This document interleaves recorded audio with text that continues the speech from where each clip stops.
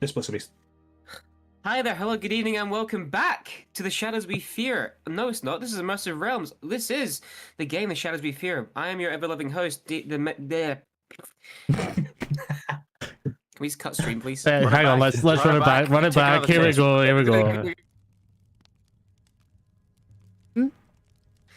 Hi there, hello, good evening, and welcome back to Immersive Realms. I am your ever-loving host, Matt with Power, aka Chef, aka Matt, your DM for this evening, and welcome to my homebrew campaign, The Shadows We Fear. That's fucking better.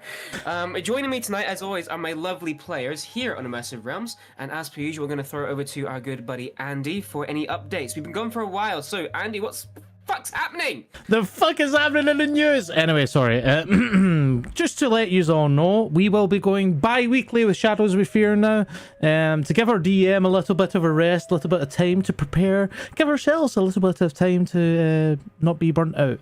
So yes, we need to look after each other, so we're going to go bi-weekly, so you will catch us in 2 weeks' time back here for Shadows We Fear, not the 1 week. We've also got maybe other exciting stuff coming up very soon. And that's roughly about it. So make sure you come check out our socials. You can hit the link tree. You can go to the Discord, join us in the community there and talk to us there.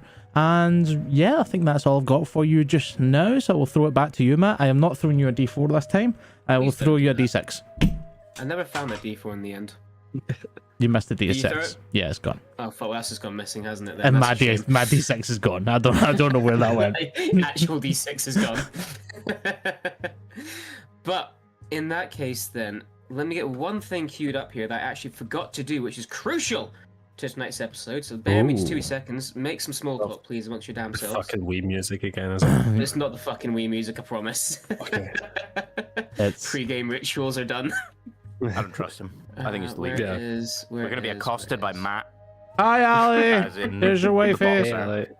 Hi. Yeah, there's your life wife. The real life wife. Well, I'm the work wife, so. Yeah, Andrew's the work wife. I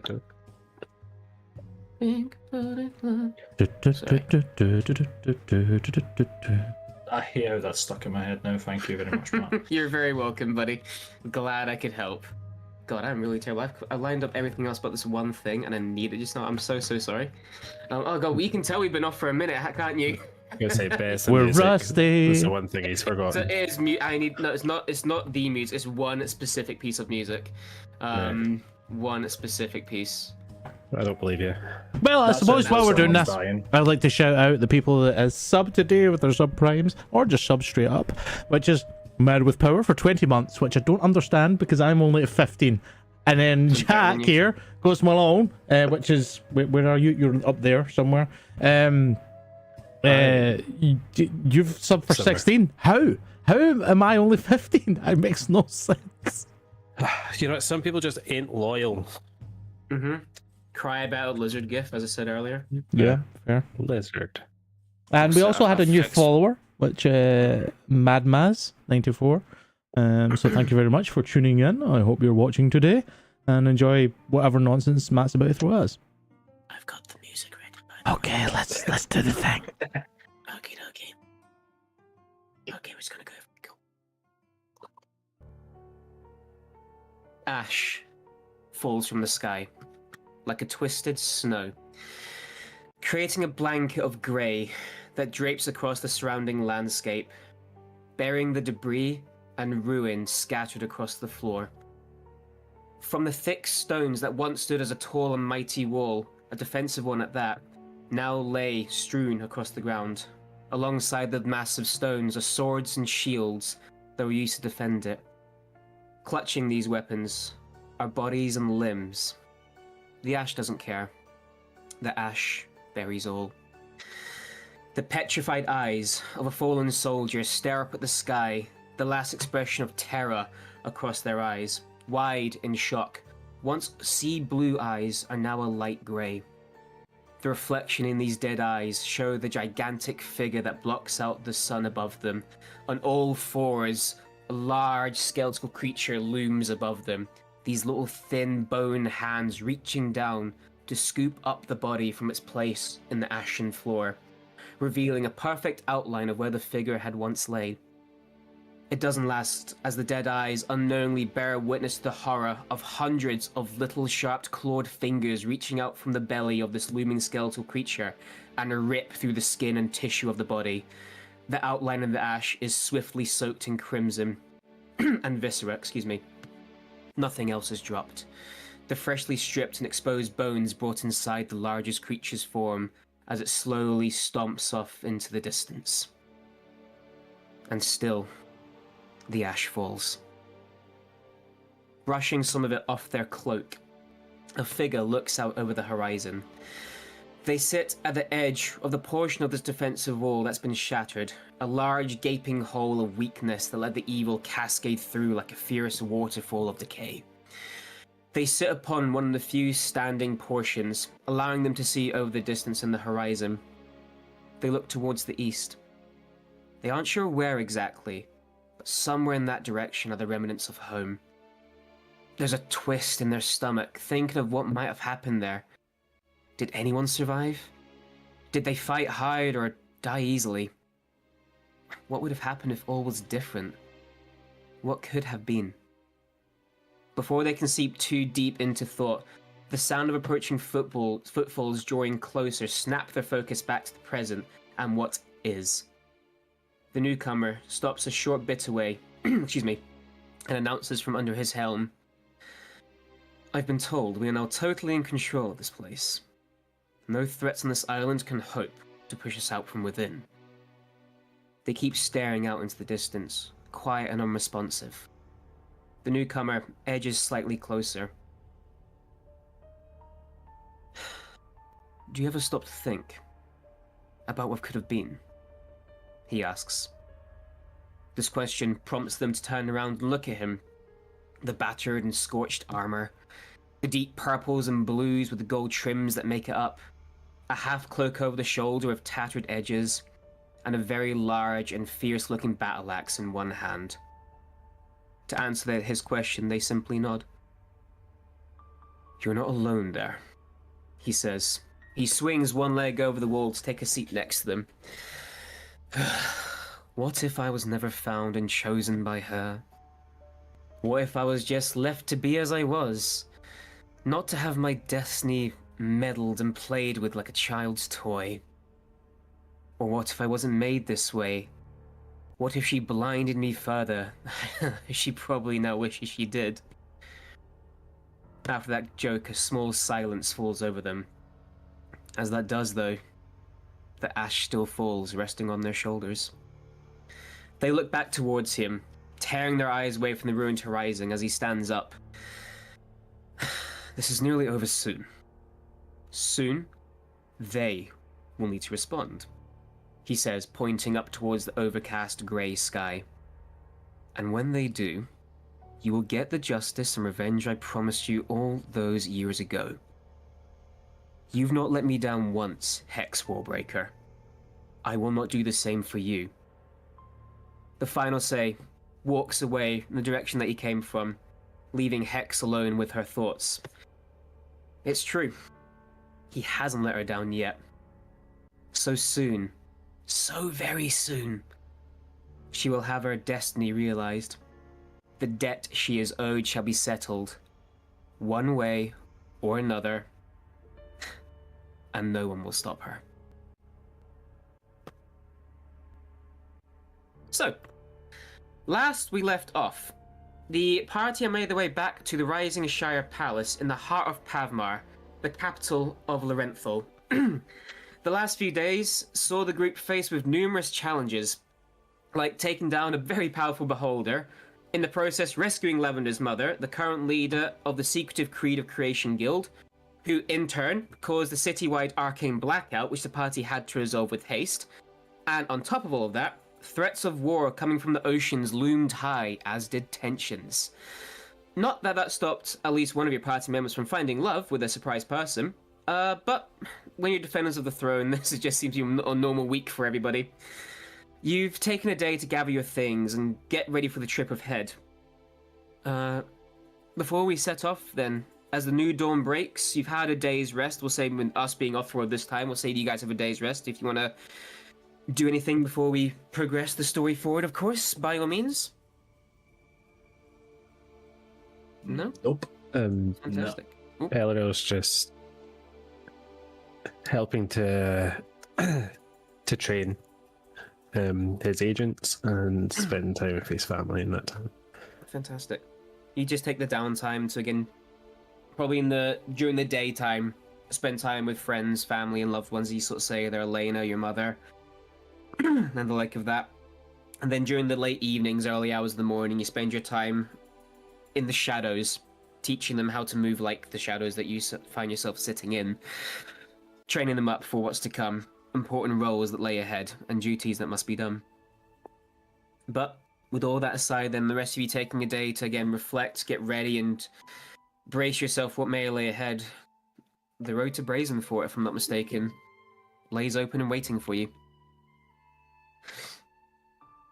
Just before Falcoris leaves in the morning, you probably check into the commander tent or like barracks or something, and you'll like brief whoever the commanders are there, whoever's like commanding officers or anything, and just be like, keep on that formation, that idea that Falcoris had. Keep training them in that, and be vigilant because the days ahead are going to be dark. And then he just goes, catches up with his party, and heads towards Brazenfort. Fantastic. You all, again, saddle up as you always have got the ability to do here. Horses are provided for you, and you all, and Brownie obviously gets his own saddle, obviously, and you all guys begin to adorn your backpack, tighten the straps, lace your boots, and get ready to head out. The road to Brazenfort feels apprehensive, with thoughts of the future potentially weighing on the mind and soul. You set off. You leave through the Pavmar's busy streets. You pass the trams that trundle up and down the big hill that the Pavmar Rising Shire Palace rests against. You pass, obviously, what you guys would know be the Created Creation lair, I guess we'll call it. And you head down through the Shade District, and you pass under the large arches that represent the wall. And you push further out. You go out into the wilderness. The pace of travel is fair, and so far so's the weather. Not too hot, as autumn now has a hold across the land firmly. Now and again as you're walking or travelling down, you'll pass the odd farmstead, and the smell of the harvest fills your nostrils as cut grass and wheat and various other crops just permeates through the air. The trees you passed... excuse me. Beg your pardon. The trees you pass have the leaves begin to turn to deep embers and golds as if the trees themselves are on fire, as autumn is now in its full swing.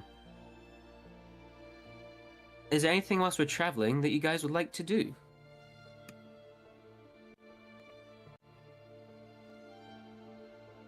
Nothing particular, no. Okay. We'll say the first day passes, just nicely for the sake of expedience on this one. And you keep pushing forward, and as you guys are taking a rest at some point, let's say we're halfway through the second day, just taking a step to water the horses by a small little wooded area. There's a large open plain to one side of the path. Beg your pardon, sorry. And a large wooded area to one side of you, and a grassy expanse with tall grass that sways in the breeze off to one side. Can I get you all to make a perception check for me, s'il vous plaît? S'il vous plaît. Mm-hmm.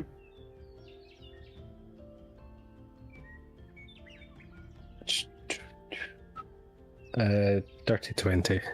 Dirty 20, fantastic. 16 for me. 16. 28. Natural 20? Oh, nice. Natural 20. Oh. 28 for me, Falcor. Yes, Was it? Yeah. 28. Brilliant. And Lavender. I like this music.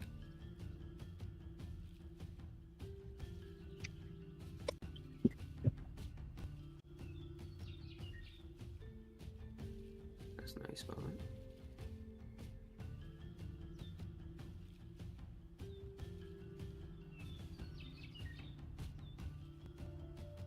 Take a second then. Andy thinks he hears real birds. Yes, I'm hearing real birds, guys. Trying to figure out where they are in the room. Yeah, this soundbite is so convincing of it though. It's a very, very well done sort of sound. Yeah, That's a nat 20. Nat 20 as well from Wash and Lavender. Fantastic. Well done. As the two of you, specifically Wash and Lavender just now, everyone else will notice this as well in their own sort of way. But as Wash and Lavender, you are taking time to, again, what were the horses, check on Brownie, obviously yourself, Lavender. Something immediately catches your attention. You have the large, tall grass that comes up maybe knee-high or so, gently waving back and forth in the breezes. Something in the distance of it, though, maybe 60 feet or so off, is catching your eye. Within the deep green foliage, something metallic is catching the sun, gleaming against the grass.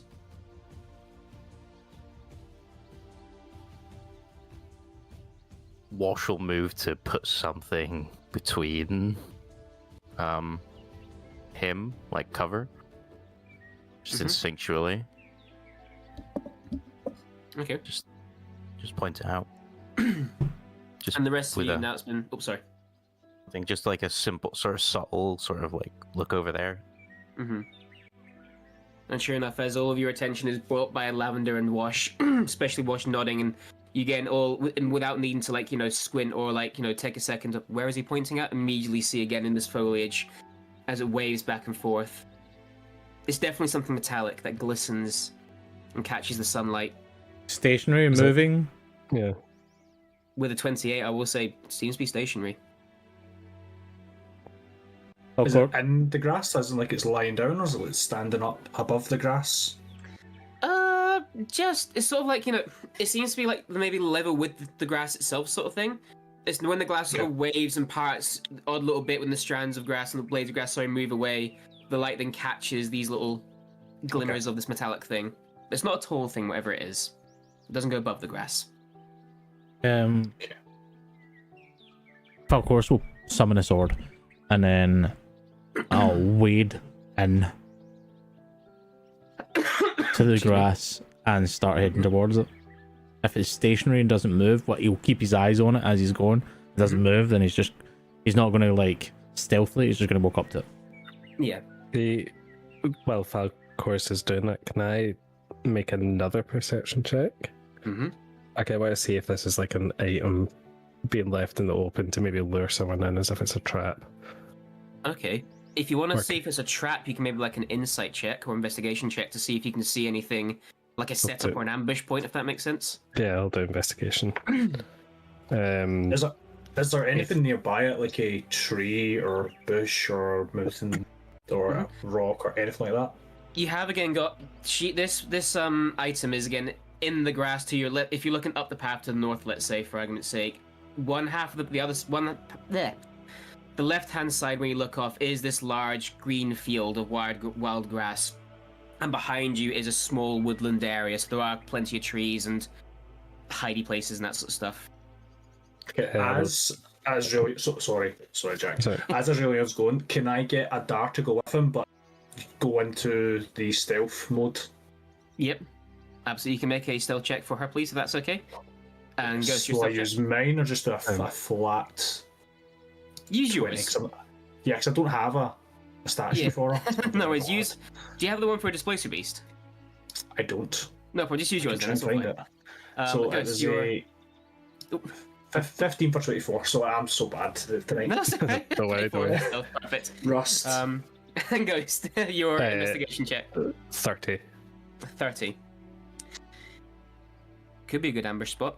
You don't see anything that immediately is like, you can, as you're sort of taking the time to, as Falcourus pushes through the grass, Adar and Azraelion push through with Adar keeping low to the dirt, trying to move as little of the grass as possible. You take that time to look, not just what's ahead, but around you, and yeah, there's obviously the trees behind. It's not a dark wood, it's not like an oppressing of the sunlight. You can see through it, but this could be, especially on the main road, this is a good artillery, or archery, sorry. A good spot for an ambush. Okay. Can I drop low, hide in the grass, and plan a counter ambush just in case? Your own stealth check, please, yeah. 17. You Battlefield 6 style jump over to the side. Relevant. And hide in the grass yourself. We're up to date, guys. Sponsored. No. I wish. I know, Raid right? Shadow Legends. We just settle with NordVPN and Raid Shadow Legends. Not long. But Falcoris, as you're pushing through, you're not, I know you're not like, going stealthily. Are you taking your time with it though, or just like, I mean, just walking at a normal pace, we'll say? it will say like walking at a normal pace. I will be looking like at making sure that I stay stationary, but in my periphery, obviously just making sure there's no other movement coming towards me or anything. But of course, it's just gonna walk out. No problem. You begin to walk out, and maybe when you get to the 20 or so feet away, it hasn't moved at all. And as you get closer, you then begin to see the unfortunate sight of a body wearing a metal chest plate that's been catching the sun's light. Oh. So you said that the metal's like in heights with the grass. So is it like skewered? Is it like? You see a woman, the body of a woman. Okay, sorry. In a sat-up position, with her head lulled down to her chest, but she sat almost completely upright. You can see her legs are pushed out in front of her with a slight bend in the knees. Do I recognize said woman? You do not recognize said woman. Got a dead body here. And just best estimate, just looking at her, what can I think like killed her? Was it like slash? Is it like essentially like a piece of artillery's managed to pin her down or something? You see very clearly in her stomach are 2 arrows lodged into the stomach, where the breastplate just falls short above her waist. She's got arrows in her. Careful, somebody in the brush. I will go and scout ahead of the door. You were pushing past the body then, Azraelion? Yeah, or where are you off to? can I? No, there's arrows in there, so it's been taken from afar. Can I just try and scout out around the area to see if there's anything? That I area. lost you right at the very end there, so see if there's anything in the area, sort of thing you said, yes. Yeah, and if anywhere in the area there's someone could have a vantage point on that body. You begin to sort of scatter around, using your own sort of expertise as being a hunter. Where would you look to kill someone, sort of thing? And again, using the trees and that sort of stuff, it'd be a bit awkward unless you had a crossbow. But this, as far as probably relate to you guys, this wasn't a crossbow bolt. These are bows and arrows. So you're probably someone not high up in the tree. So you're gonna guess maybe from the woodland. There's plenty of hidey places there behind a tree, or other covering bits of foliage. You doubt someone got a good jump on this person in the grass. The grass is not that tall. It only comes up in about waist height-ish, unless they were quite a small person, like a gnome or a dwarf sort of aspect. Maybe they got a jump on this individual that way, but there's a fair amount of place where an archer could theoretically hide and get the pounce on someone. And the next thing I was going to do would be get a dart to see if she can maybe take a scent of the arrows and try and find where that may be. Can you... What would that be? Can you make an investigation check for me, please? To try and ascertain or track... No, survival, sorry. That'd be more like tracking. Survival, please, sorry. Survival, yeah, okay. So I took a Displace a Beast stat sheet, just an adult one. Perfect. So I'll just go by that. Sounds good, yep. So yeah, that's a +1 to the wisdom, so I'll just roll a flat d20 on here. That's a natural 1, so yeah, she's... Natural 1. Yeah. Adar begins, you take Adar to the body, and we'll describe in a bit more detail in a wee second. Just try and get the scent of the arrows and see. And as Adar begins to start pushing through the grass, you're sort of standing next to Falcoris, Azraelion, and you see one of those little white cabbage butterflies fly out from the grass, and quickly after it, a set of paws jump up. As Adar is immediately distracted. I will try later. But... Can I creep on over and investigate the arrows? Like, do I recognize the style of fletching? Either like elvish or probably more like brutally made or something like that, They're not brutally made, again, unless you want to take them out to investigate the tip of the arrow and that sort of stuff. What you see from the shaft and the... Oh, what's the thing that got the back of the arrow called? The feathery bit? What's that called again? Thank you. You see the fucking is quite well made at the end of the day. It's not crude like a Thunderbrand warrior's arrow would be, which is just like a stick that's been sharpened effectively. It's not metallic and glorious as like a high elven one would be, or like a royal guard sort of thing. To be honest, this could just be like a standard shot-bought arrow, if that makes sense. There's nothing special about it. Equally, there's no branding that identifies a crest or a sigil or, I don't know, anything that identifies it past just being a normal arrow that one could either make themselves or buy quite happily at a shop for a relatively cheap price. Can I You take... pull it out and maybe see if there's any like poison residues or anything on the tip? You take it out, and now you can see it's got arrow. The only thing that's sort of, I would say we use the word identifying, that's a bit of a strong word, that's unique about the arrow, let's say. Instead of having just a nice pointed head, triangular, not pyramid, just a flat triangular. One side is completely smooth, as you expect. One side is serrated. So the teeth, when you're actually pulling the arrow out, you're ripping, unfortunately. To make it hard to get the arrows removed from someone. That's the only sort of identifying-ish feature about the arrow.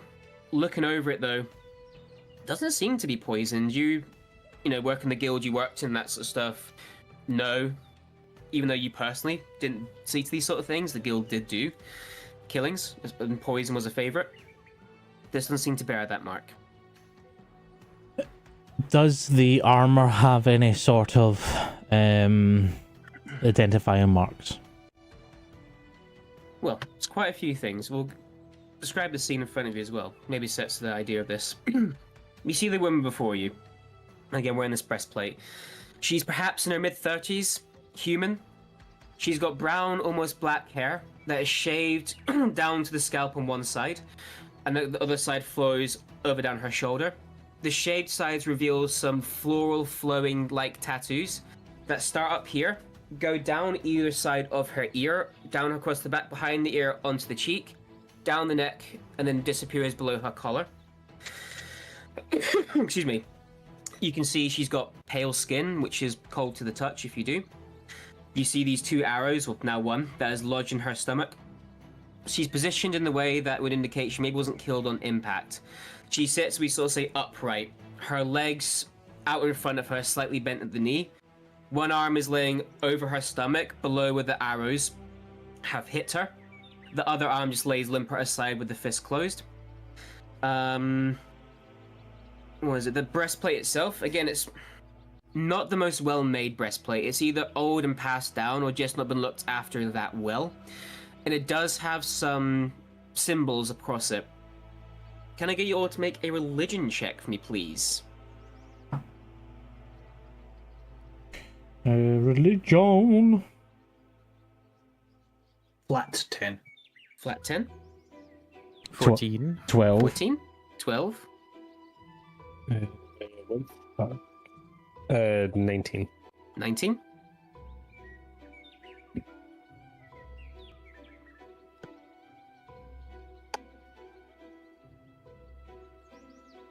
Nice. Oh, yeah. 12. 12. Wash and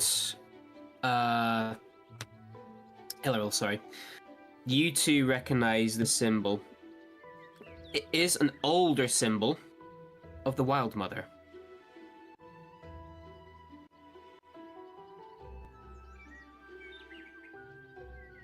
Can I just... You met recently. Yeah. Yes. We'll I just currently smell of her. turn to Israelian and she's one of yours.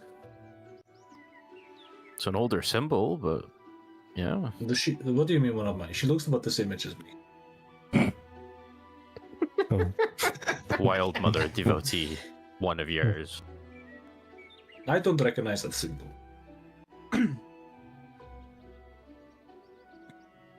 Are you sure? Is it an amulet? It's Is just that- actually like in the armor it's on the- itself, on like the it's been armor. embossed in the armor, yeah. Can I... Oh, sorry. You're going to do RP. No, you go. I was going to do investigating. No, then you go. Has Then it you go. been like a kill then a robbery? Like, does she have her weapon on her? Does she have coin pouch? Does she have anything else on her? Or is it just a case of Like, You she's can- just been shot and killed. You can loot the body if you want to. Essentially, yeah, I'll be looking to see if there's anything been taken off her. Make an investigation check for me, please. Can I maybe do something to get the idea if maybe she was shot and walked away and then just found this place to quietly die, essentially? Make a survival check for me, please, as well, for that one. Survival check. And Andrew? 9. Oh, Fakor, sorry, Jesus. 9. She does have a backpack that is currently off to the side, sort of thing. She's not on the back, so it's been placed to the side next to her. Still closed over. And you can see she, on her waist, does have a scabbard that is empty. It may be held a short sword. I rolled a 9. A 9 as well. You do. It's hard to tell. You can see that she's. Again, you're not too sure if she's walked there herself under her own steam, or if she's been placed. But you can see, like, in the surrounding area, maybe for like a 5-foot bit, blood splatters. A bit sure, maybe that 10 or 15 foot, some blood splatters leading up to this rock where she's positioned. But it's hard to tell. You can't see drag marks in the dirt. You also can't see the way the soil is. If there's been heavy footfalls where she's stomped and lumbered her way over, and as you sort of say, found this place to pass. Hard to tell. I say we Of can course. dig both. Of course, as you flip open the backpack just to sort of see what's inside, Mm-hmm. you can see nothing that you'd think is out of the ordinary. You can see some simple rations for the road.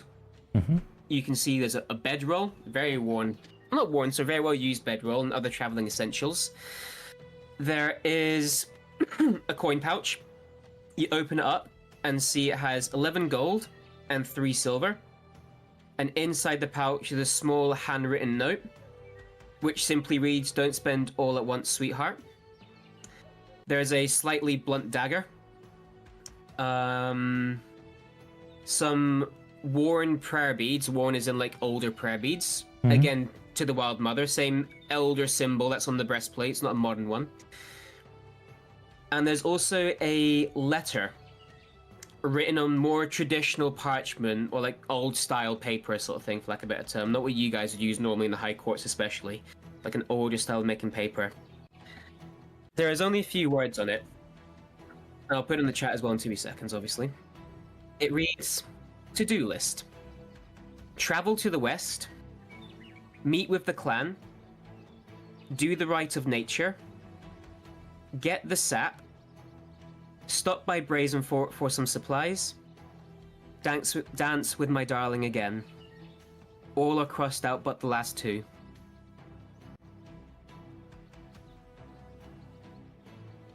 Does she have sap on her? No sap. You haven't found it as of yet? Maidenless and sapless. I'll obviously call that out to the rest of them. I'll say what the letter says on it. Just as a, because I can, Eyes of the Runekeeper, any other writing, anything else that pops out. Nope. Just Okay. nice font there. And I've put in the handouts chat as well for you guys. Can I? Oh, sorry. Oh, you go for it. I was going to say, can I try and ascertain how long this body's been here? Make a medicine check for me, please. Can I assist with that? 7. Absolutely, Please. get advantage unless you want to roll yourself or give him advantage. No, I'll give him advantage. Why not? Okay. That's worse. So, I trusted you. that's 7, yeah. God damn it. Not your area of expertise, but she's not decaying. So she's not been out here a long time, but again, as you're sort of looking, she is very cold to the touch. The only warmth on the skin is that's been provided by the overcast sun. So, probably a couple of days. Maybe. I wonder how far west she's come. Yeah. And, have you ever heard of a pilgrimage for the Wild Mother to collect sap? Or is there some sort of ritual, some sort of thing? Sap seems to be very important. Would I have known that from my time in Bale? Because the only pilgrimage I can really think of towards the tree. Yeah, that would be the only pilgrimage you would know of. Again, this doesn't feel like Balo. This feels more, how do I, druidic in nature, for lack of a better term. This is people that not just appreciate nature, but seem to worship it in some way. This isn't the pilgrimage that you're familiar with. I mean, the largest tree in Lorenthal is mere reach. Could be sap from that tree. I'm sure there's not exactly much information left on this. I say we bury her, put her back in the dirt. She was a worshipper of the Wild Mother. I'm sure she'll appreciate the rights to go back to the earth. I say we take the note on the sap. We've not I mean, found... we don't know where this. We don't know why we need the sap. We may find why. She did say she has to dance with her beloved again. Perhaps we find them. We can try. Anything? That is assuming that the beloved is in Brazenfort and not in the Seven Hells like mine. But Did you even get her name? a traveler on an adventure does not get their name. He just leaves in the morning before they wake. Like a So bat you're out a of hell. one-night stand then? I forgot to ask. Washed, could I get your harmony ring back? I'm going to give it to my beloved. No.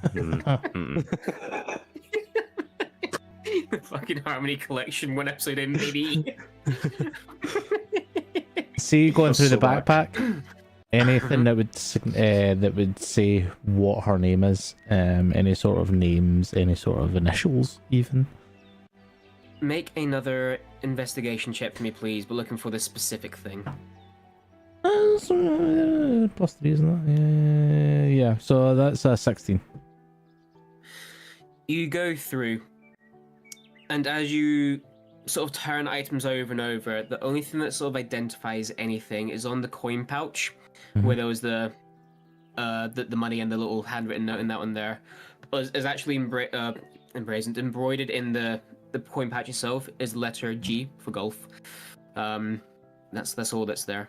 So There's much a to go golf on, Matt. money. But it could be Was literally about to write golf there. I think that was on.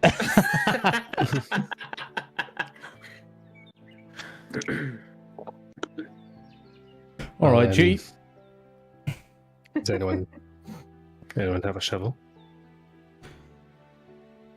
I'm pretty sure some of you guys do as part of your traveling equipment. There'll be something somewhere. Even if it's just a wee trowel. Not to sound Trowel. insensitive, but couldn't we just burn her? That will return her to the Wild Mother, I'm sure. I think she's better to go in the dirt. You know how long it takes to bury a body? It's fine. Let's. I do. Let's I had to bury my mother. let's set up camp here. I'll do it. If nobody else wants to help, I'll bury her. I'll supervise. Of course. Right. Very, very kingly of you. Takes off my Yes. the backpack, the fucking bag of Yeah. holding, the fucking tent, everything else that Falcourus carries about, sticks it down, gets the shovel out, even the fucking, the little troop, and just Shit starts, trowel. and starts going. You begin to dig into the dirt. Takes you a bit. Obviously, the rest of you guys take up watch. We sort of say on this one. You then begin to, once you've got deep enough, you then move over to the body, and as you either by yourself with aid begin to lift and maneuver her, can I get you to make? No, come back to that. One thing does immediately catch your attention. That as you move the body, the hand that was sort of at her side instead of going over her stomach, as you sort of maneuver it, maneuver her, sorry, you notice she's holding onto something in the death grip. Oh, love, I don't want to break your fingers, but is this a I'll do sap? Do you open her fingers, or Yeah. you open her fingers and it's not any sap? It is instead, excuse me, beg your pardon, a smooth stone It has arcane runes carved on either side. I will activate Eyes of the Runekeeper. Can I understand the runes? They are not a language. These are arcane runes. Okay. I'll look towards Elril and I suppose Wash as well. Just be like, stone here, arcane runes on it. What do you want to try and read? Try and understand what it's for. I can give it a shot. Make an Arcana check, you two, please. And anybody else that might like to do that as well. Make an Arcana check on the stone. Of course, just goes back to picking on it. Come on, love. 30. 30. Fuck. 4. Yeah. So For yeah, you. that's, You gave me expertise. For all you care, Wash, this could be a good skimming stone. You know, it's that flat sort of thing. You know, it's just got. I mean, we got to like instinctively throw it. just immediately. but as you go to chuck it, Elril, you intercept just- this. Take it out of his hand. You've Aw. seen these in the guild before. They're not common, but they're sort of uncommon items. It's a memory stone. And inside this is a memory trapped. Not trapped, sorry, trapped's a bit of an aggressive word. A memory held to be seen if you focus upon it. I do that. You take a second and focus in the rock, and it forces a memory into your mind, as if any of your own memories or your own individual thoughts are just shunted aside, as they're not a priority anymore. Your brain is taken over by a visage in your head. You see this woman before you, alive and well though. She's currently resting her forehead against someone else's. A man of, you guess, equal age. He also bears tattoos of a similar style, but instead of going from the side of the scalp down the neck, his start from above the brow. They go down over, excuse me, beg your pardon. The tattoos start on his forehead, go down over his right eye, and then down the rest of his long elven face, tucking under his chin, and equally going down below the collar. You see that his eye also follows this tattoo, as the right eye is actually a stone with an iris carved into it, and the tattoos that flow and match around it before they meet skin again. He is standing there, a wide smile on his face. The two stand there with their heads pressed against each other, before he leans in to kiss her. The background of his vision is blurry, but very green. And as their lips withdraw, the memory fades and you get your own thoughts back.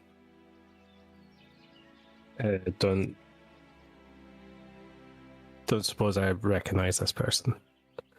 You don't recognize either of these Either of people, them. no. Okay. No, you recognize her, she's before you, but yeah, you don't recognize him at all, or seeing her alive doesn't prompt anything, you know? Do I get an idea of how many times she can use the memory stone? Infinitely. You know that you can just keep using a memory stone until Okay. you use one of the other runes to replace it with your own memory, you know?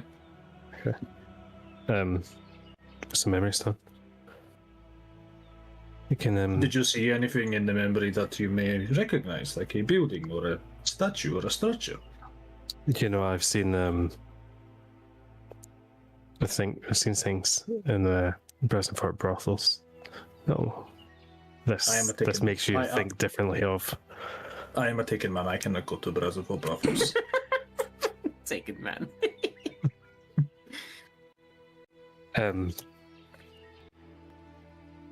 Yeah, it's just her and her liver, I suppose. So I want to. You can wipe the memory clean if you wanted. If we wipe the memory clean, can I put the memory of me and my lover on it? Theoretically, yes. Why, so you can re-watch it? No, it's not so I can rewatch us doing our business. It's so I can remember her telling me that she was boring. Look, what a man does his own time is his own time, right? That's his own business, whatever. That's But really and officially cucks you himself. don't need to tell us that. All right. Okay, I will tell you that you're boring.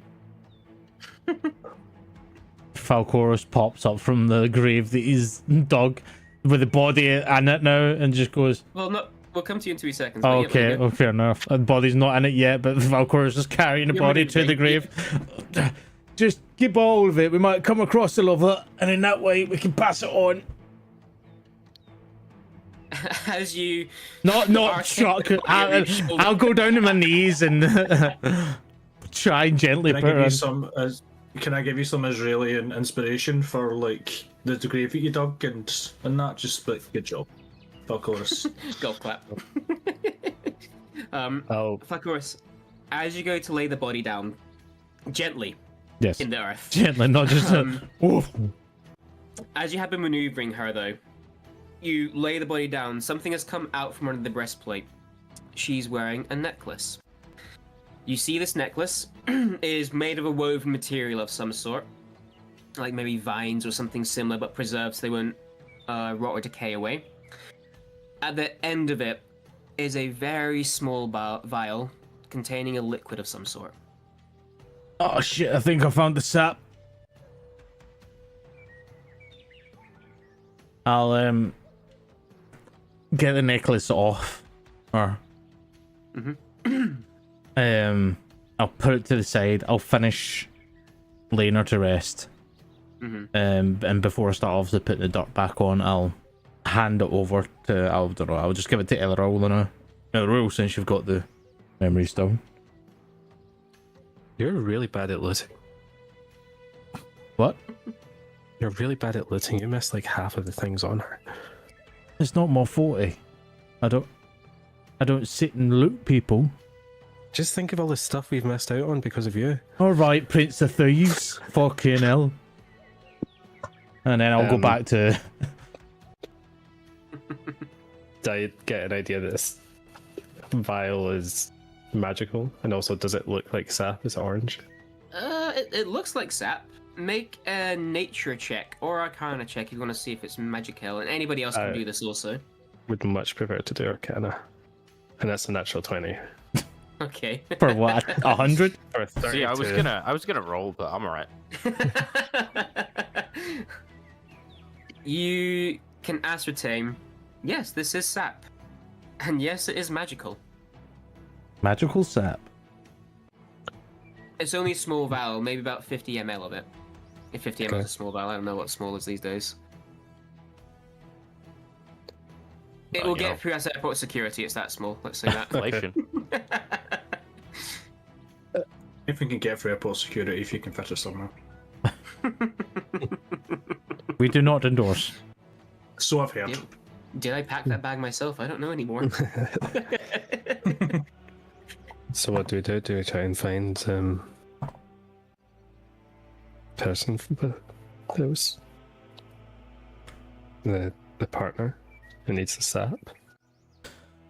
It's clearly magical, but Quite I don't know, honestly, if we need to get Israelian to drink it. I have a better idea. Why don't you keep the sap, and why don't you keep the memory of the lover? And when we arrive at Brazenstone, every man that we see, we will look at the stone, and you will see if it is.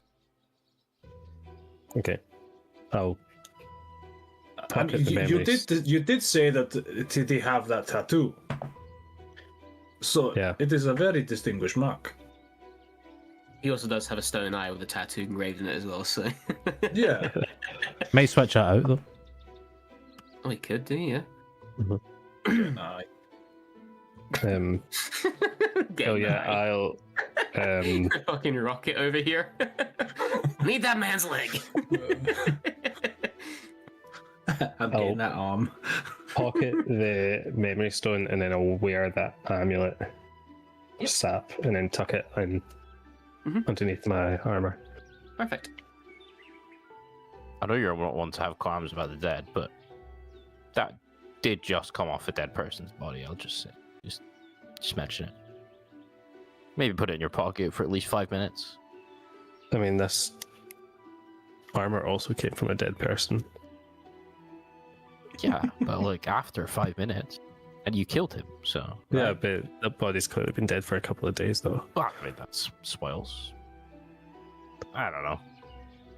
It's whatever. It's not. I'm not the champion of that god. That's not my business. I mean, I'm not either. I don't know why I'm carrying it. My king can do whatever he wants to do.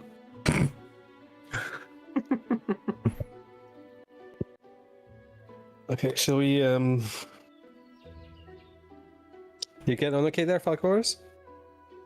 As the camera pans over with a grubby Falcors.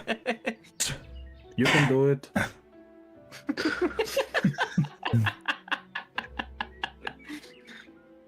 I've never seen someone who needs a deck chair in D&D more. As the party folds out the lawn chairs to watch Falcors. Yeah, come on. Keep it going. You say you want to get a farm. This is good practice for you growing your crops.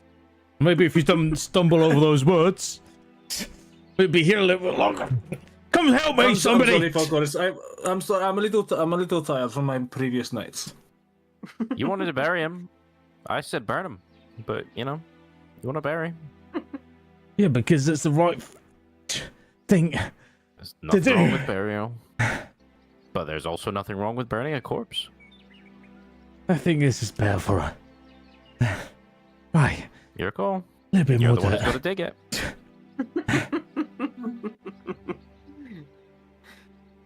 And I'm As of the, course go. as the party just watches onwards, lemonade glasses out, watching Falcors dig in the dirt. The body is laid, and then again Falcors covers up the body with said place dirt and pats it down neatly. And then amongst this large grassy expanse, there's a small patch where the grass has been freshly turned, and there's just exposed soil. The arrows, I presume we took both out. I know we only said we Sure, took yeah, one, but let's yeah. just say to I'm Of assuming course, that, yeah. of course, we'll just edge that into the dirt. Mm-hmm. Well, I hope I get brownie points for that one. I'm fucking He knackered. looks up hearing his name. I don't think Brownie gives points. Brownie will give points at some point. Right. Brownie looks towards Lavender and shakes his head slightly. Brownie, I give you all my scraps all the time. No more scraps for you until you give me points.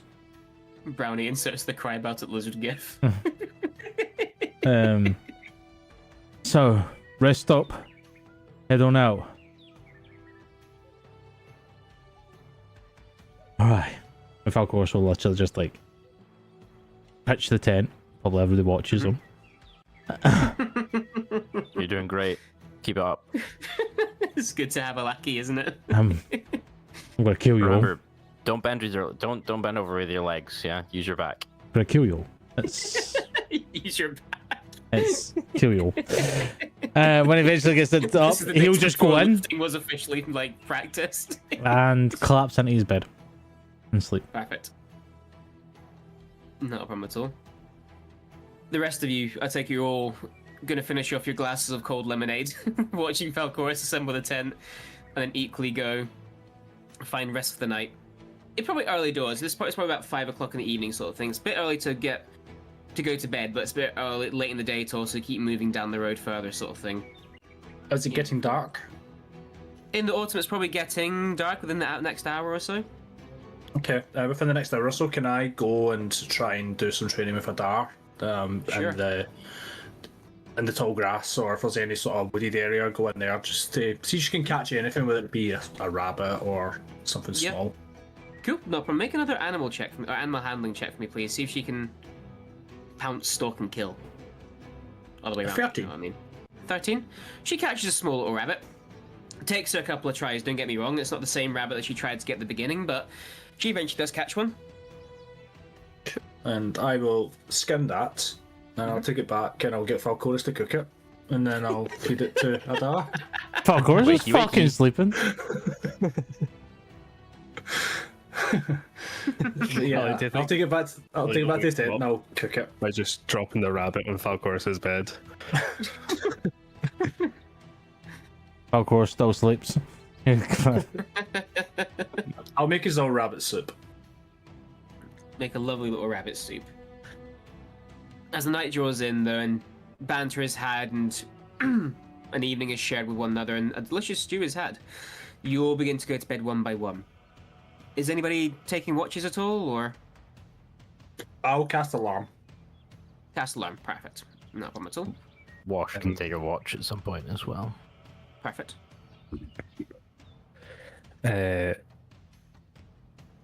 Wait, are we in the tent? I can't In remember. the tent, yeah. In the tent, yeah. Elleril sleeps outside again.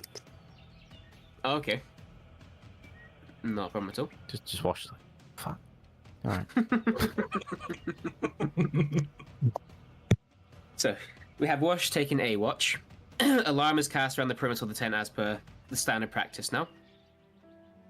Anybody else taking a watch? I'll take a watch as well. Take a watch on Lavender as well. Perfect. Not a problem at all. So, who would like to take watch number 1, please, out of you three?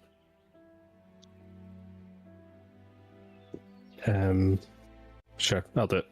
Cool. Not a problem. Oh, I thought You we were take- going to say play part from Boulder Sheet or that. You take the first watch. You sort of sit outside and you get to see, again, you don't get to watch the sunset with the overcast sky sort of hazing it out, but you watch as the shadows grow longer, the lightness level drops until you finally hear the nighttime birds come out into the evening. Can I get you to roll a perception check for me, please? It's a dirty 20, I think. I Dirty think my 20. modifier's +6. Mhm.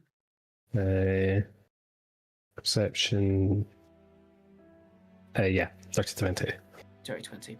You take your watch, and again, it's about 4 hours, so not even that. It's only 2 hours or so, actually. And you're sort of I could sitting do- there looking out.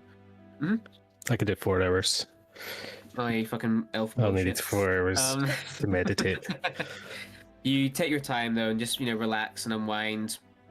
What are you doing during your watch, if anything? Or just a case of just sitting outside and just enjoying the fresh air? Just loosely meditating, like I'm still conscious, but I'm just reflecting. Yeah. Pondering. You go through, if you don't mind me saying, go through emotions. You go through the happy. I'm not going to say the sad, but the not so happy. You go through peaks and troughs as you sort of sit there. As the nighttime, I don't know if the nighttime sort of does this, when you sort of go through with no one else to talk to and no one else to distract, you just let your mind roam free like an owl in the dark. And you do stumble across the happy memories of, thinking about just bullshit. Thinking about you and Quen now. That's cool. You think about the family that's back home. The loving family that you have, and Elena, the bands that you guys have had, especially as of late, and all the dramas that you've got into. You think back to that first time you saw her out in the wild, all cowled up, when she went into that Orkin campus, or the Nolan campus all by herself because someone cast invisibility on her. You roll your eyes like, fucking hell. And then you think about, this could be the family I've left behind. There's a war coming, not everyone makes it back. Your brother didn't. You go through the emotions of the night, but nothing disrupts you during your watch. And gets to the point where you should probably turn in for the evening, so you at least get some rest. Ending that, we'll then go to... Are you staying outside, sorry, Elleril, then, for your whole watch, or...? Yeah, can I go hide somewhere? A place Sure, I think make a- secure. Yep, Take make my a rest stealth check. It's a big number, Matt. 31. Okay, I was gonna say 32, but there we go. 31. Easily, you skulk off into the nearby woodland, just across from the opposite side of the path, and you, like you've done many a times, climb up in a tree, make sure you got a nice little perch where you're not gonna roll off and hurt yourself in the night. And it doesn't take you long, in all fairness, before you find yourself asleep in the land of Nod. Watch number 2, between Wash and Lavender. Who would like to take the next watch? I see there's a disagreement happening. Is this arguing who's going to take the next watch? No, I just got her with a pun. Oh, fair enough. Bad. I will take watch. That You'll is take fine. watch. Perfect, not a problem at all. Can I get you to make a perception check for me, please? I'm going to guess you're inside the tent, obviously, but make a I perception want to sit check. outside. You're going to sit outside as well? Okay, Yeah, I cool, just wanna sweet. sit on a little stump, just enjoy the night. Fantastic. Let's all get outside, guys. That was shit. Just Really? saying that was awful. I think that was fucking 8. Love 8. Brilliant. Yeah. You are sitting there. And is anything that during your watch, I'll give you the same question, Wash, that you're thinking about specifically doing, or just? You know what? He's don't gonna know what. start taking out a couple of tools, and he's gonna start actually cleaning and polishing his armor. Mm-hmm. Not to like Okay. a spick and span shine, but a bit more presentable than the usual sort of soldier off of a fucking battlefield level Mhm. of grime, basically. Try and get rid of some rust and stuff like that. Absolutely. You sit there and you start wiping through the armor. You take out. It's been sat at the bottom of your bag for fucking ages. You have a cleaning kit for your stuff, obviously. You just never got it out. Not that you never got it out, but you know, you exceptionally rarely do it. You have to actually rummage to the bottom of your bag and go through things like, oh, I forgot I had that, before you find the cleaning kit at the bottom. And you do rest your weapon on your knee and just start brushing away. And there's an odd feeling as each time you brush away more of the dirt, grime, rust, and stuff, you're sort of rewriting the weapon in a way that you're not wiping away its history, of course not, but it's almost like wiping the slate clean in some regards. You have got so much history in this rust, dust, and dirt. You're wiping away layers, and you could swear that, you know, some of this blood that you're wiping off, could that be that which rots? The creature that tormented you for years and ruined a whole city? Did you just wipe away that from the blade? All the times that you've been knocked down, your honor tested, have you wiped that away? But then you have to tell yourself, well, obviously not. It's just layers of rubbish underneath what is my core. That's just the story it's told. It's time to tell stuff anew. And you get that engrossed in wiping and washing and cleaning this stuff. Azraelion, something rings in your head as the alarm is tripped. Ooh, okay. I will. And from shoot inside up. the tent, those are inside, you hear something knocking on the door. I'm assuming because I'm the first one that Next to hears the door. Yeah, Man, I'm brilliant. really engrossed. Just sitting there, just somebody's next to me. And just, I will say that as you hear the knock as well, you sort of do turn your head as well in the quiet night air. Apart from the crickets that chirp, you is disrupted all of a sudden as you see someone at the door knocking against it. Yeah, I think what I'll do, because I'll hear the alarm trip in my head first, I will think that it's Wash and get annoyed. Because I know he's out there keeping watch, and I'll go through the door. What the fuck? Who the what? And Wash, before you get to the door as well, and Wash, you turn and see this person next to you, and you can see it looks to be a woman, maybe in her mid-20s or so at a push. She is wearing well-worn armor. Again, simple breastplate sort of style, nothing too fancy at all. She does appear to be in mild distress. She's got over her hands and her cheeks some dirt and what could be dried blood. And she is knocking on the door. You chose to knock on a door instead of ask the person who's sitting here. In the darkness, I didn't even see you. I'm sorry. Please, I just need some help. Just Okay. shelter, some water, and I'll be on my way. Come the morning. At that point, I I'll want open to the door. insight check. The Certainly, you can insight check just as Azraelian opens the door, and the individual sort of looks towards. What? Inside. What's you know the password? Why are you tipping the alarm to get in?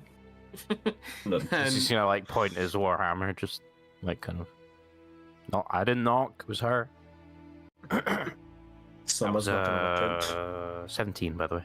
17. Beg your pardon, sorry. They could be telling the truth. Something not quite right about it. Why do you need shelter?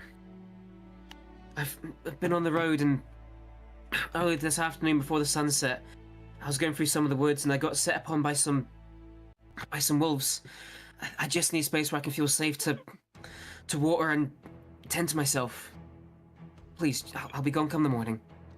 I don't need any of your supplies unless you have water. Hey, Ezreal, do you know if there are any wolves in this area? You know if there are any wolf no. packs in our forests around here? Not that I know of. Can I run a history check to see if I know? Sure, you can make either history or nature check to see if you know if there's any particularly dangerous wolf packs. What's better? Nature. As a I 21. would like the same. High Fleet Fang is often no. If you get the reference. Wolves are make a really check. fleshy. Purple. Not really. There are wolves here for sure, but the wolves in this part of the land, this is a main road, and the areas are heavy with footfall. The wolves here know that people aren't prey. Yeah, at that point, I've always got my swords on me, but what I'll do is I'll like click my fingers, and at that point, a Dar will know that something's up, and I wouldn't say she comes to my side, but she does that displacement where she'll like disappear, and she'll maybe like end up behind her, maybe beside Wash again. Okay, perfect. Can Wash also I start don't- maneuvering around just to get in between, so like she's flanked on both sides. I know this area pretty well, and I don't think there's any wolf packs. Yeah, I haven't heard many wolves leave a single survivor, you know. No, well, I did fight them all off, and you know it was. Oh, a whole pack Well, of it wolves. wasn't without. Well, not a whole pack, obviously. Well, if you fought off some of them, surely you can find off the remaining ones. I didn't need to. Then why are you here? Doesn't sound like you need shelter to me. I am still. I do need still help, please. And during the commotion, I did lose my water skin. That's why I would really appreciate some water right now. Can I use my like paladin sight basically? What does Just Paladin to Sight give you again? It's not what it's called, but it's basically divine sense, right? you see the alignment of the creature, and you see if it's a fae, a fiend, or undead. Or undead. Cool. 2 seconds. This isn't the one we buried, is it? No one That's a good asked. question. Hey, to be listen, fair, like, listen, it's a good I've been sitting here waiting for somebody to finally get to that point. No, but I seen your face when he said she had a bit of dirt on her face, and I'm like, mate, is this the person that we buried? But Sure, maybe. No, but Wash, she is a fiend. Okay, immediately I'm just pulling the hammer above my head and smashing it down. Roll to hit. wait a minute, this might be mine. I don't give a shit if it's yours. That's gonna make me hit harder. I'm smiting. She brought now a as well. friend. It's fine. She brought a friend. It's fine. She brought. That is a 20. Oh god, that would be a 26 to hit. 26 does hit. Yep. Roll damage, please. She's literally just tried to get into the all boys group, you know what I mean? Like, turned up, knocked on the door, trying to be like, oh, I'm just here to get something. All that I'm saying is an all boys group, by the way, Lavender. I'm just saying that that's the situation. Lavender's one of the boys now. I mean, it makes sense why she walked past. Wash. She's boring. It's fine. Like, I got to figure out because apparently this is Take your not. time. This is my slightly older sheet, so I need to figure out where that Do the hammer math. is. Because I think it was a D12. But Yeah, as well, do I Yo, see this happening? Because I am semi-conscious. you would hear the kerfuffle sort of thing, but you just hear people talking initially, and then you hear basically Wash power up, so to speak. Yeah, you hear the and that sound, and a very distinct sound of metal hitting metal as hammer meets armor. And that immediately like, oh fuck. Shit's going down. I can't believe you've done this. Oh, I think it was a. can't believe you've done this. Oh, we went over this, didn't it? It's not actually on the sheet what the damage number is. What was that, Did sorry? we say it was a D10? Because I'm For just the looking Warhammer, I at believe the. we did, yeah. Yeah. Okay. Lovely. I'm glad I said I smited as well. 1. you get advantage because you're flanking. Technically, yeah, if you want Oh, wait, hang on. Does she consider Israelion as an enemy? Because if not, that's a good then, then it's not flanking. Yeah, but wouldn't this also be surprised because she's not in combat? I'm not gonna say surprise, no. Damn. Okay, well, whatever. I'll still smite her. Fuck it. What even is my smite stat? This is what happens. I'm into the mains here. You're playing me. I'm playing you like a small fiddle boy.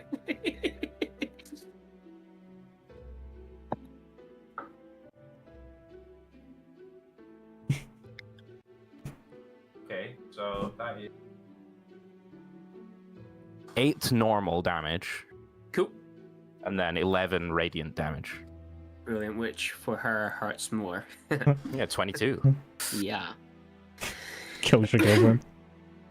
As you lean back, and you, but before you do that, you sort of use your paladin powers and reach out and feel that the fires of the hell burn within this one, and the immediate rage snaps over you, and you lean back, and you swing forth with your hammer, which collides with her, and there is an eruption of flame as she disappears in a puff of ember and smoke.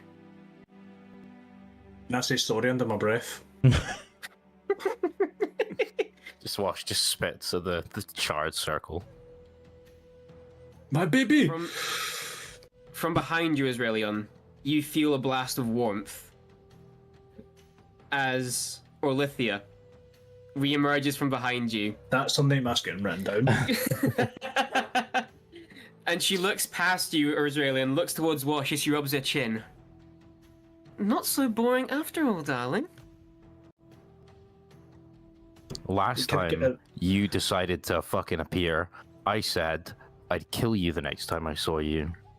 Well, things have changed. Have they? I don't think my stance on you has changed. Fair. I just won't stand by you then. Good Go sword, fuck by the off way. to whatever circle of hell you're fucking dealing with. I know you've got some fucked up contract with him, which I'm still pissed off about, by the way. There's no contract. I'm standing there with Israelion, 50 darling, cents. did I make you sign anything? Any waivers? Any blood pacts? If anything, you signed something with me. Did I? I mean, you told me you loved me. Just Wash visibly goes, oh.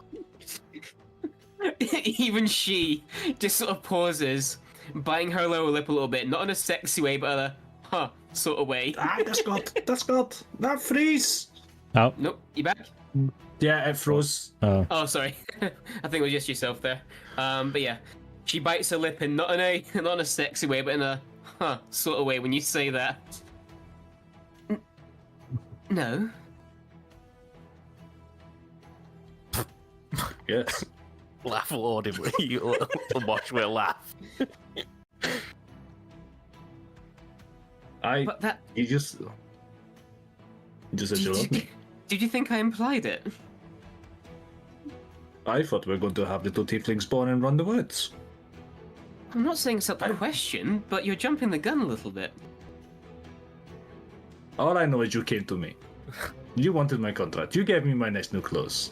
I think you love me.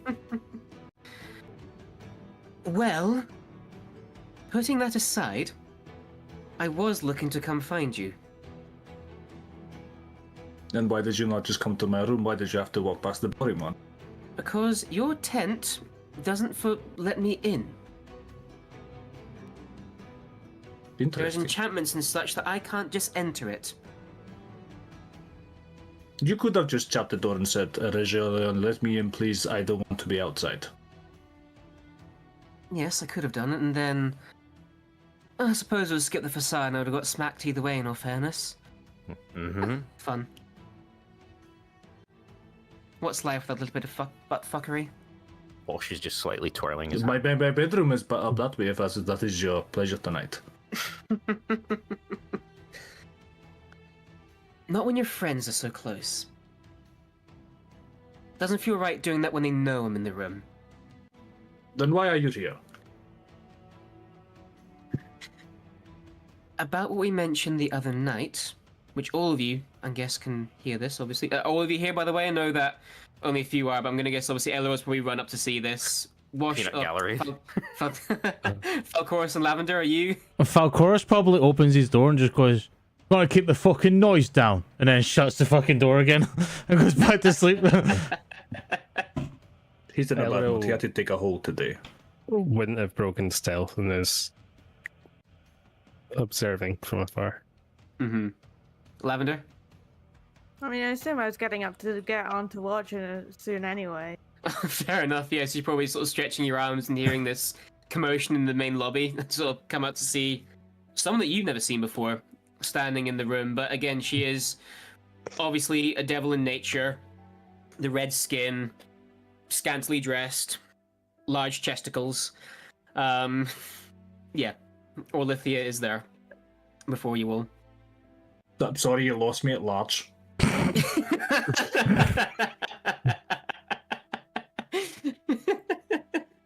She looks back towards you, Israeli, not paying attention to really anybody else in the equation just now. That's a lie, actually. Now and again, she sort of shoots a glance over towards Wash to see what he's up to. Just slightly. He's just moving slightly. Kind of. I mentioned before about what your friends gave me to hide away. I've heard through the grapevine that things are getting a bit intense for you all. So I was wondering if you wanted it back. Do we want it back? Wash, would you like to take it back? It was... Knowing that he's told me that it's useless, was just to see what he says. Fuck.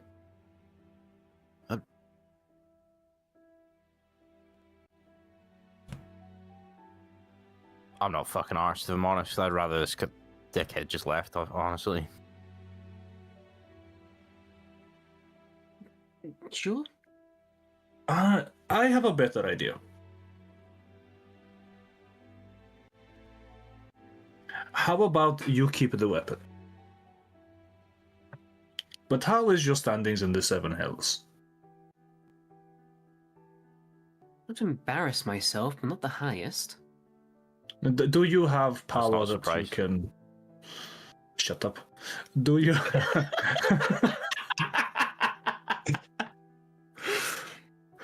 Do you have the power that you can get an army? No, I am very much a rogue agent, darling. Is it a possibility you could get us some sort of army? Recruits, anything that may aid us in battle. The problem is, I know what you're going to ask, for them to come here and help you. Correct? Yes. This final say isn't really interested in coming down below. To garner interest for us to come and help...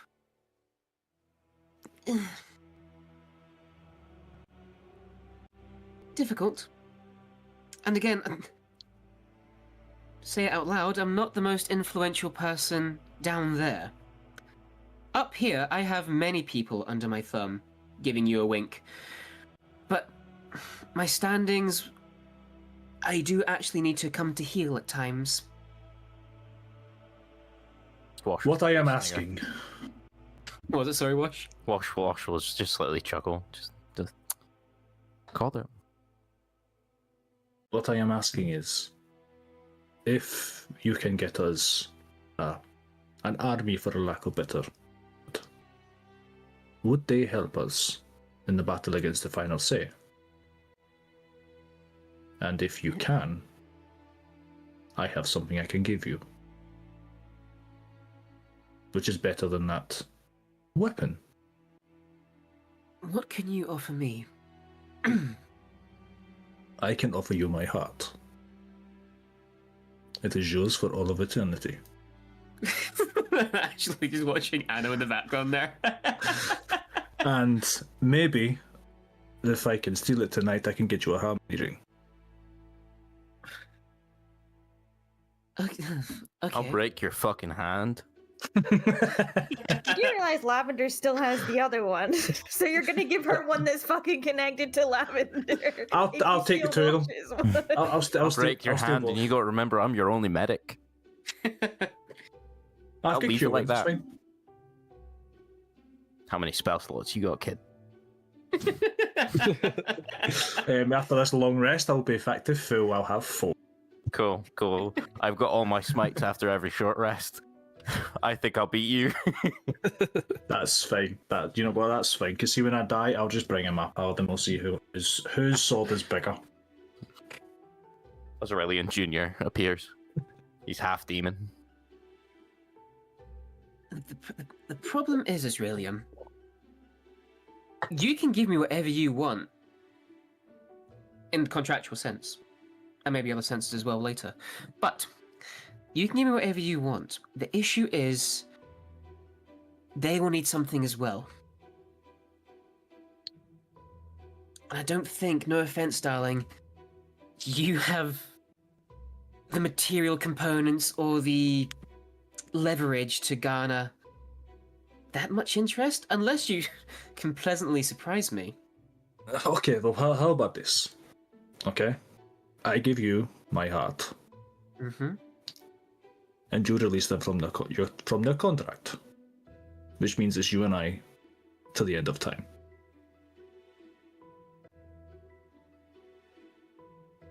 You'd break my contract with my employer. I mean, is that what you just said, or already did I mishear you as the DM? So what I said, I said was, if you manage to garner us an army to fight against the Final Say, I will give her my heart. Okay. For all of eternity. And if that means that the other people have to get something in return, then she breaks their contract with them, so they're free. I see. Which means it's then just her and I until the end of time. Until the end of time. Cool. I mean, what do you want more? A monster hunter who is out to kill you is now bound to you for all of eternity. Well, when you want it like that... Perhaps I can go and chase you some demons in the Seven Hills. Perhaps we can live low in Balo with our little devilish spawn and their cats. Just watch, he's gonna shake his head.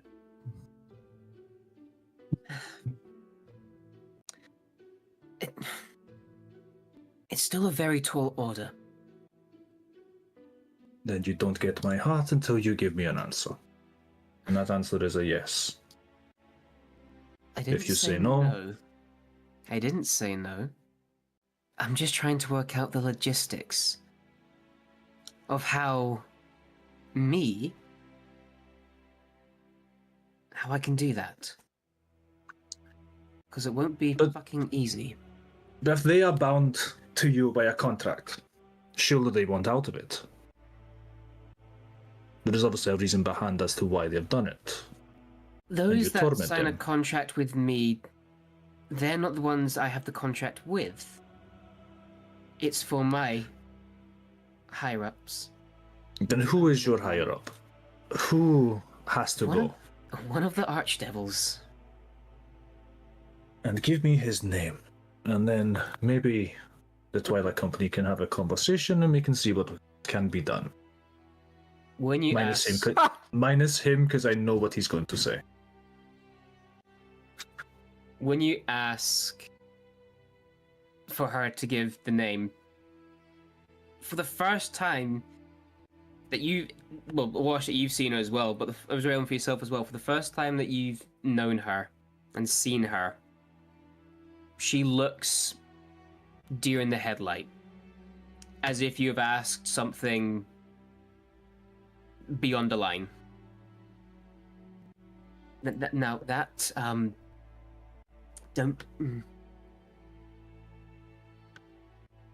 that's a very dangerous game. And why is it a dangerous game? I am saying that because I don't want to see you hurt. I don't want to bring that upon you. Don't you know who I am? I am Azraelian Revenor. I am the greatest know. monster hunter that this land has seen. Whose only weakness is you. Who's the flirt here, you or I? I'll let your friends decide that. To know this Archdevil's name is not to be taken lightly. It could bring his ire, and whatever consequences there could be from that. You might want to discuss this as a group. Give me his name, and we shall discuss it. Before Azraelian, she says in a more raised tone. If you give me Believe his it or name, not, you guys could be quite useful, in the sense of you're going to save the fucking world. All of you, the Twilight Company. When I first met Wash and Joel, way back when, fucking around with some Ponzi noble in Brazenfort, I was just having fun. I was off on a bit of free time, a bit of me time, just doing what I want to do, but not really. More like what I think I want to do. I don't want to do what they make me. I don't particularly want to go around causing that much misery. I want to be free, in a way. I've never known that. Born in the City of Chains, and that's all I've known. Literal and metaphorical chains. So when Wash and Joel came knocking on my chamber door early one afternoon, didn't think much of it until you gave me... well, Joel gave me that weapon. Again, I thought, ooh, family heirloom. Didn't take much studying to realize what you were playing about with and what you'd given me. How powerful it was. And then I dug a little bit deeper and done my looking arounds, and I could see that you guys are standing up to a great evil. Alria has fallen. Totally. It's gone. And yet you guys, in all this land as a group, are standing up towards that.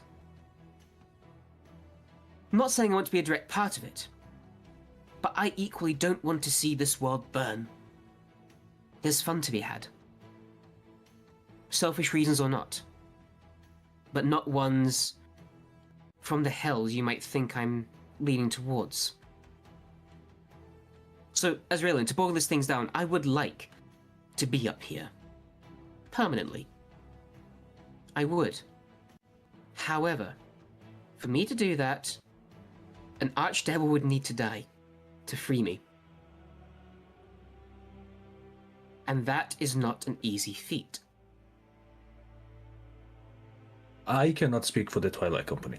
I can only speak for myself, but I know that I can kill this archdevil. But I want to know one thing. When he falls, and you are on the surface for good, do you keep your wings and your red skin? Yes, I'll still be a succubus. Then we go kill the archdevil.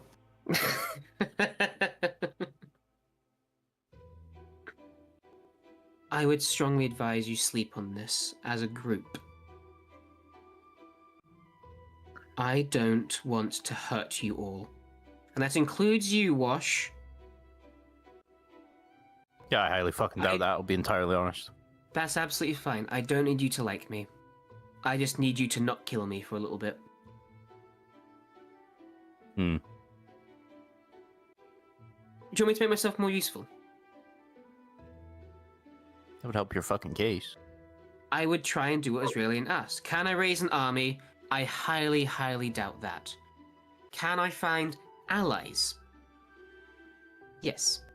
And they're not going to betray us at the first moment that they can. I will ensure it. Of that, you will have my word. He's gonna... Azraelian, sorry. Wash, I would make a contract with you on this.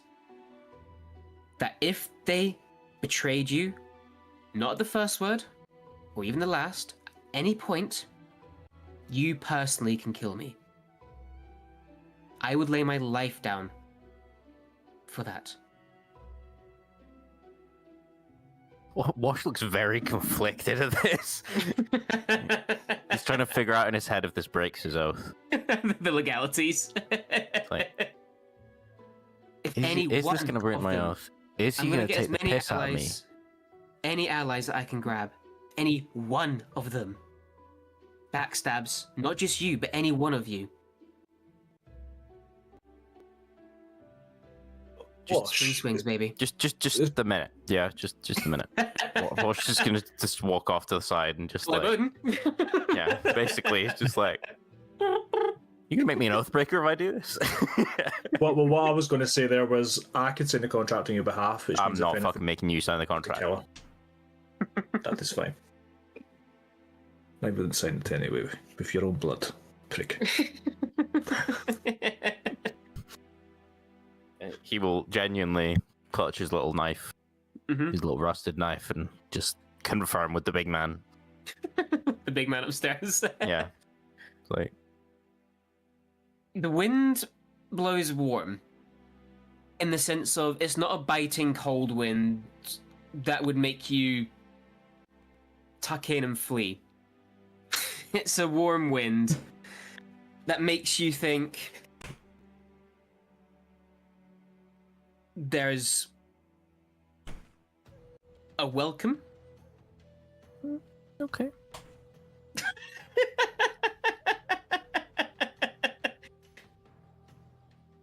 All right, Alicia, I'll sign your contract with the stipulation that I also get to kill all of your mates who are involved if they decide, or at least the ones that attempt to betray us.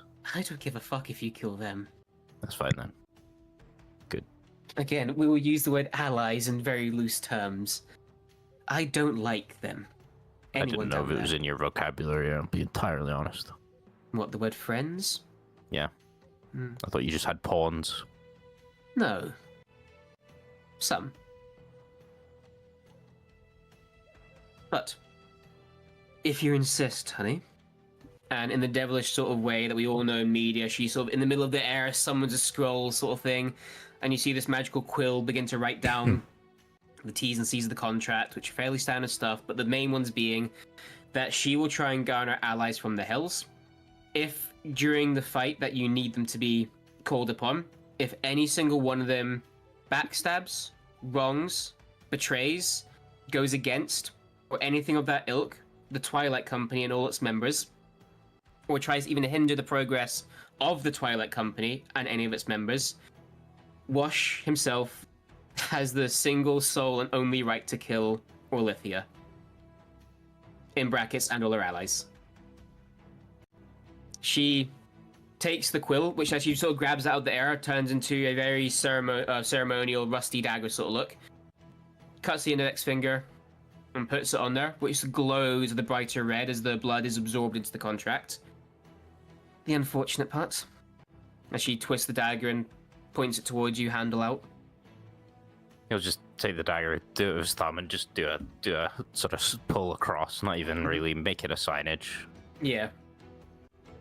And there we go. Don't you feel better already? I'll feel much better if you fuck this up. And You're what if winning I him over. don't? And if I don't?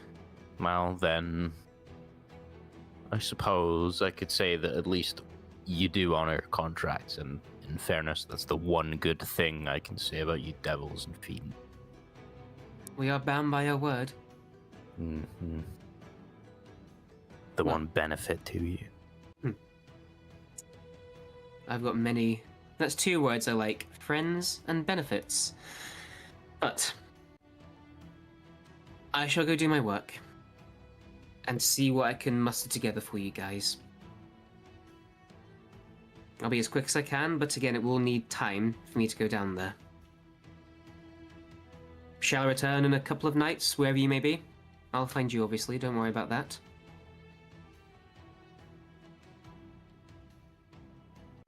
Might as well. I'm sure this Fantastic. one will be wagging his tail to see you. He is cute, isn't he? She comes up and like grabs his cheeks in that sort of way. See, thumb and index finger. See if she goes to like disappear into flames and like go to flames and disappear. Can I go to get a kiss? But she goes away before I get to. 100%, yeah. She comes up and grabs your cheeks and pinches it, sort of thing, and she leans right the way in, where you can feel the fire that makes up her blood burn almost against your skin, the radiator that she is, and she pulls you all the way in, so close, before she whispers, "See you soon." And as you go to put your face forward in, with lips pouted out, bursts into flame and disappears. I don't know why she's playing hard to get. She wasn't like that the other night. Because you were a one night stand. I'm not explaining this to you. I'm not explaining this to you. Her and I are going to live in Balo with shut up, tiefling shut up, babies shut and up, our shut up. baby cats, and we're Shut going up. to hunt the Not monsters happening. in the Green Gorge. It's not happening. Yes, Shut up. it is. It's not happening. It is. It's not happening. She is winning you over. You signed the contract. Can you keep the fucking noise down? Jesus. Shut up, old Well, man. God's sakes.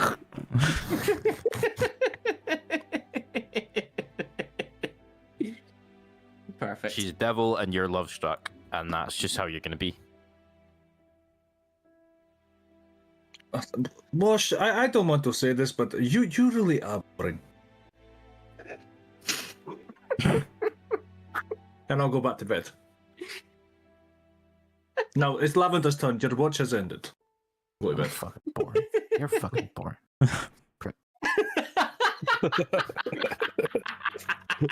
I missed that there. Ali's comment on Chuck. Oh, fuck off. What's on the night shift? Keep it down. I'm on the night shift. I'm on the night shift. Fucking Wash. I'm not boring. You're boring. You got plenty of good qualities about me. I'm very dateable.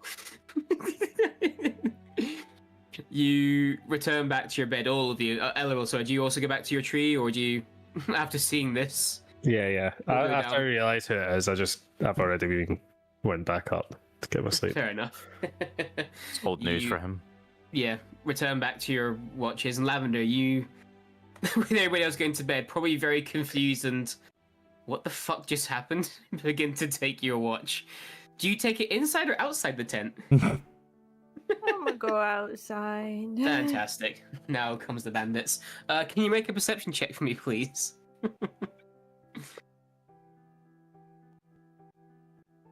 As the cool night air washes over you, let's see what we can see. 22. Excuse me. 22, thank you, fine. Oh, so sorry, excuse me. 22. You're very awake. A lot of times you do watches and you get woken up to do it, you have that groggy sort of mindset, but the drama that just unfolded inside that tent, you are awake. And just thinking of... For fuck's sake, Nikki. Just thinking, what is happening with the party? What was Israelian up to? But you peer out into the distance, keeping your eyes and ears open as best you can. And there's a lot on your mind as well, much like the rest of the party. You're no different. You sit there, excuse me, and you watch the dawn rise. And you can't help but think, as of late, especially in the last week or so, with all the interactions you had with your mother and the Creed of Creation and rescuing her from Borath the Beholder. And that night, when after the arcane, what do you want to call it? Sorry, nullifier. The arcane nullifier was accidentally activated too strong, and you and her just went down to the bottom of the basement and just chatted shit whilst you cleaned.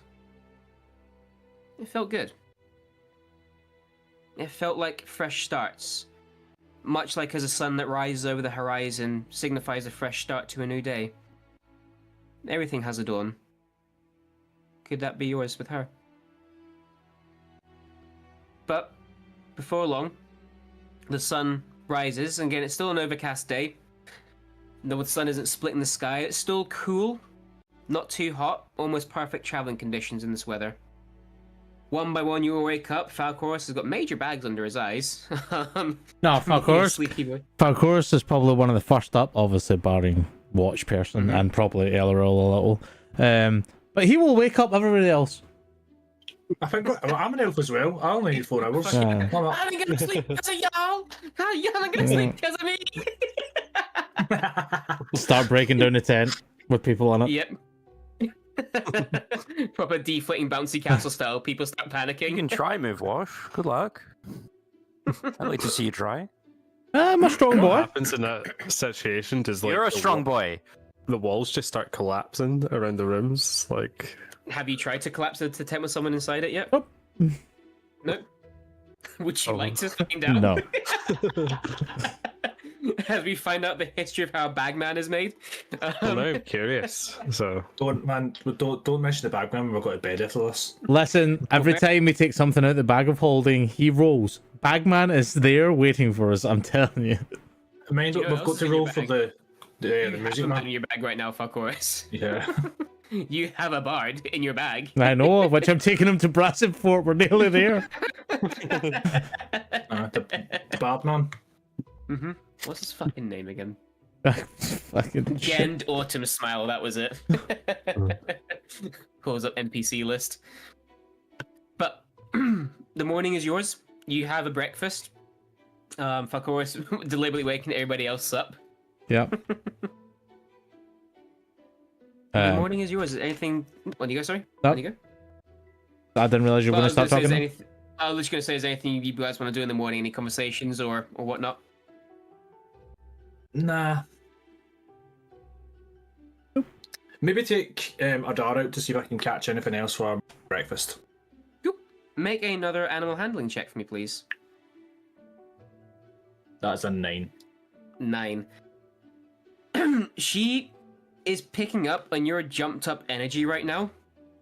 And she is not playful, but every time that you like give her a command to go run away or catch something, she'll do that thing where she runs back or runs forward, so it looks at you like, you still hyper? Then she'll run away again and come back and, you still there, Dad? She is feeding off your elevated energy right now. Yeah. If she does that, I'll just play it for them. Yeah. He's give in and give her the belly rubs and play as Adar likes to play.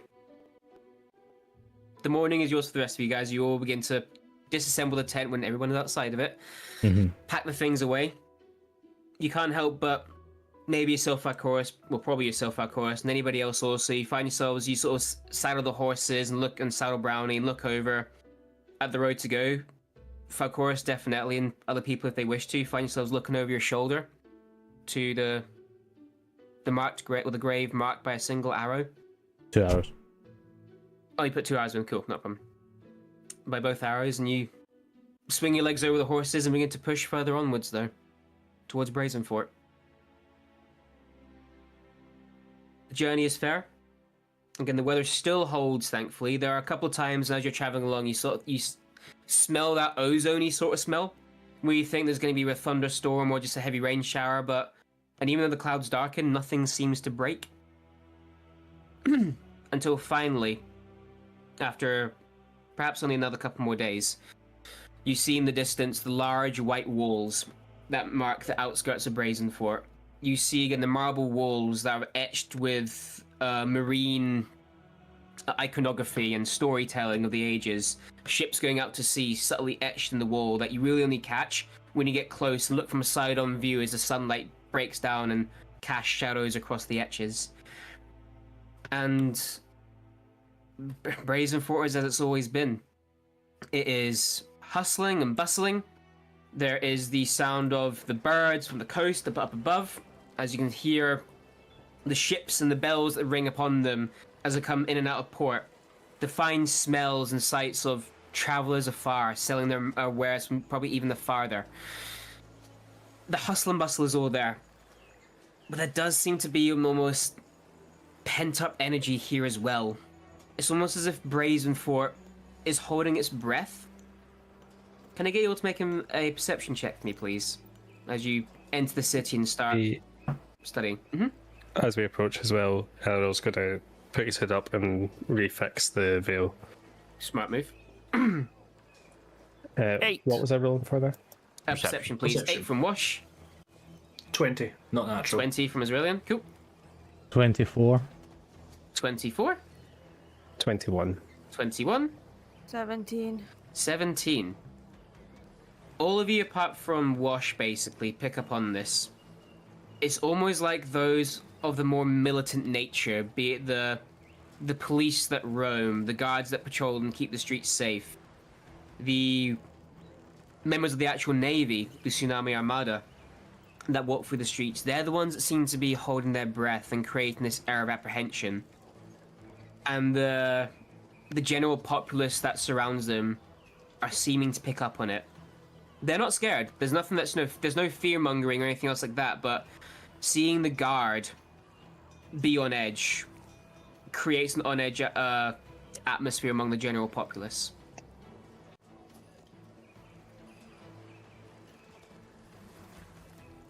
Falcourse is going to continue walking and go towards the spot. Beacon's Blessing. The Beacon's Blessing. Following Falcourse's lead, unless you guys want to do something different, in which case, by all means, please do tell me.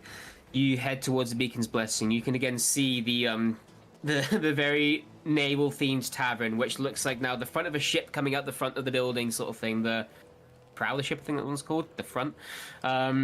The pretend sails that adorn the roof of it to make it look like a ship on the high seas. The potted plants against the window fronts. The building that was once burned down, now born anew. And even in this, you probably come into Brazen Fort around about 11 o'clock-ish. It's not a busy tavern, but there's still a fair few folk in. And around the outside, maybe like there's probably like 6 or 7 outside tables like that fit 2. You can see that 2 of them are occupied in 2 different tables. Maybe some sailors sitting there smoking a pipe, one another just chatting shit, and another one just sort of sitting there reading the morning newspaper for argument's sake. And if you open the door to the tavern, you can again see that there is... You're probably guessing the people that are here were staying the night, and they haven't quite left yet sort of attitude. They're taking the time in the morning, they haven't got a place to be, so they might as well sit somewhere comfortable for a bit of time. Yeah, that is what the Beacon's Blessing is currently looking like. And again, even the attitude in here, it's holding its breath. I'll look for Nesva. Takes a little minute, but eventually you do see from behind the bar, Nesva standing behind the bar, bags under her eyes, looking a little bit tired and worn, but not in the she hasn't slept in ages way sort of thing. She just looks a bit worn in.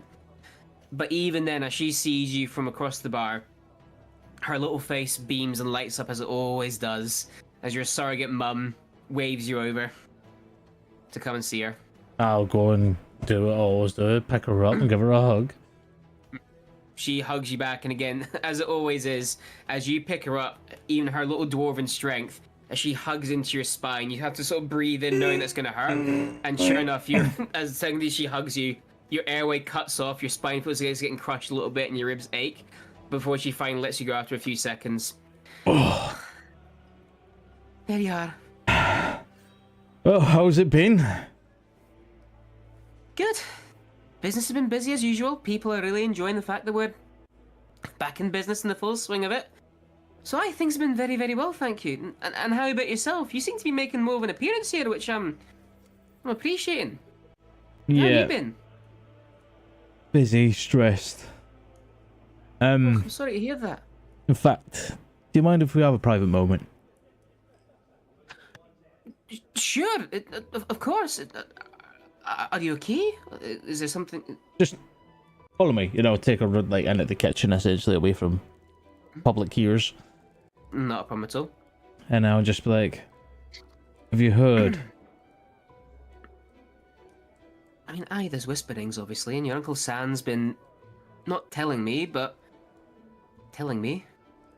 Well, Things are happening out there. I'm going to tell you straight.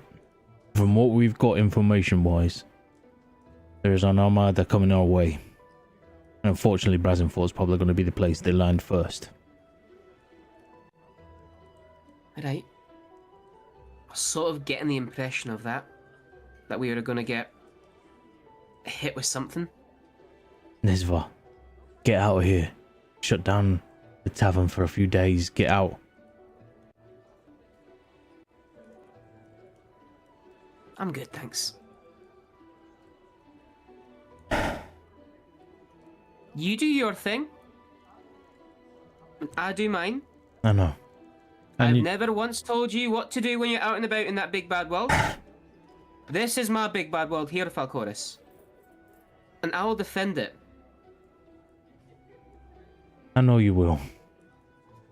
I couldn't come here without telling you. And without I know. warning. And I appreciate that. But Well- every time you leave that tavern door and head out of the walls, I worry. So now you know how I fucking feel. Yeah, I know. I'll always come back.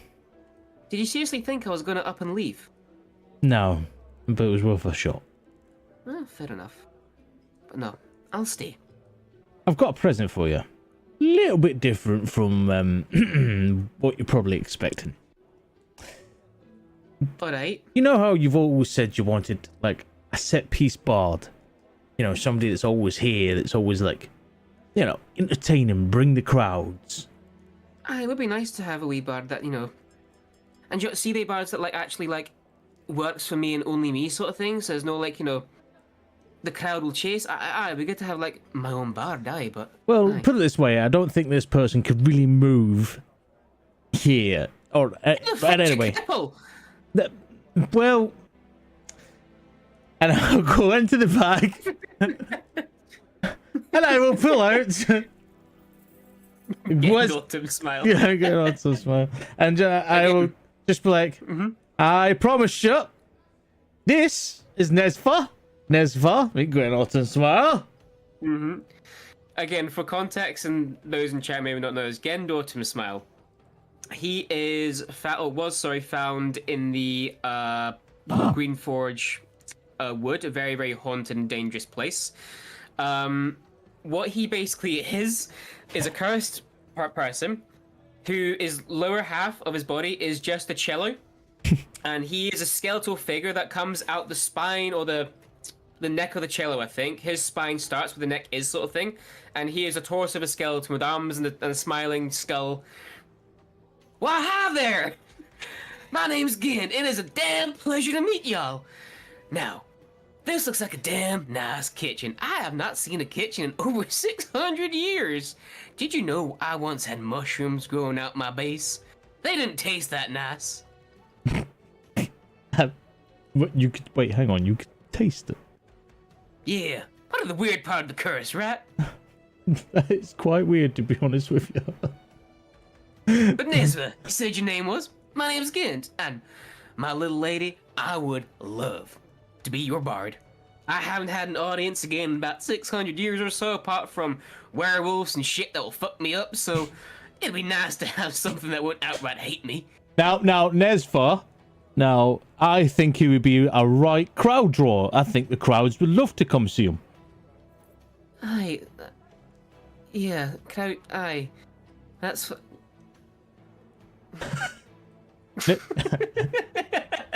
Now, here's the thing, Nesva, right? I genuinely think once the word gets out, people are going to be excited to come see him.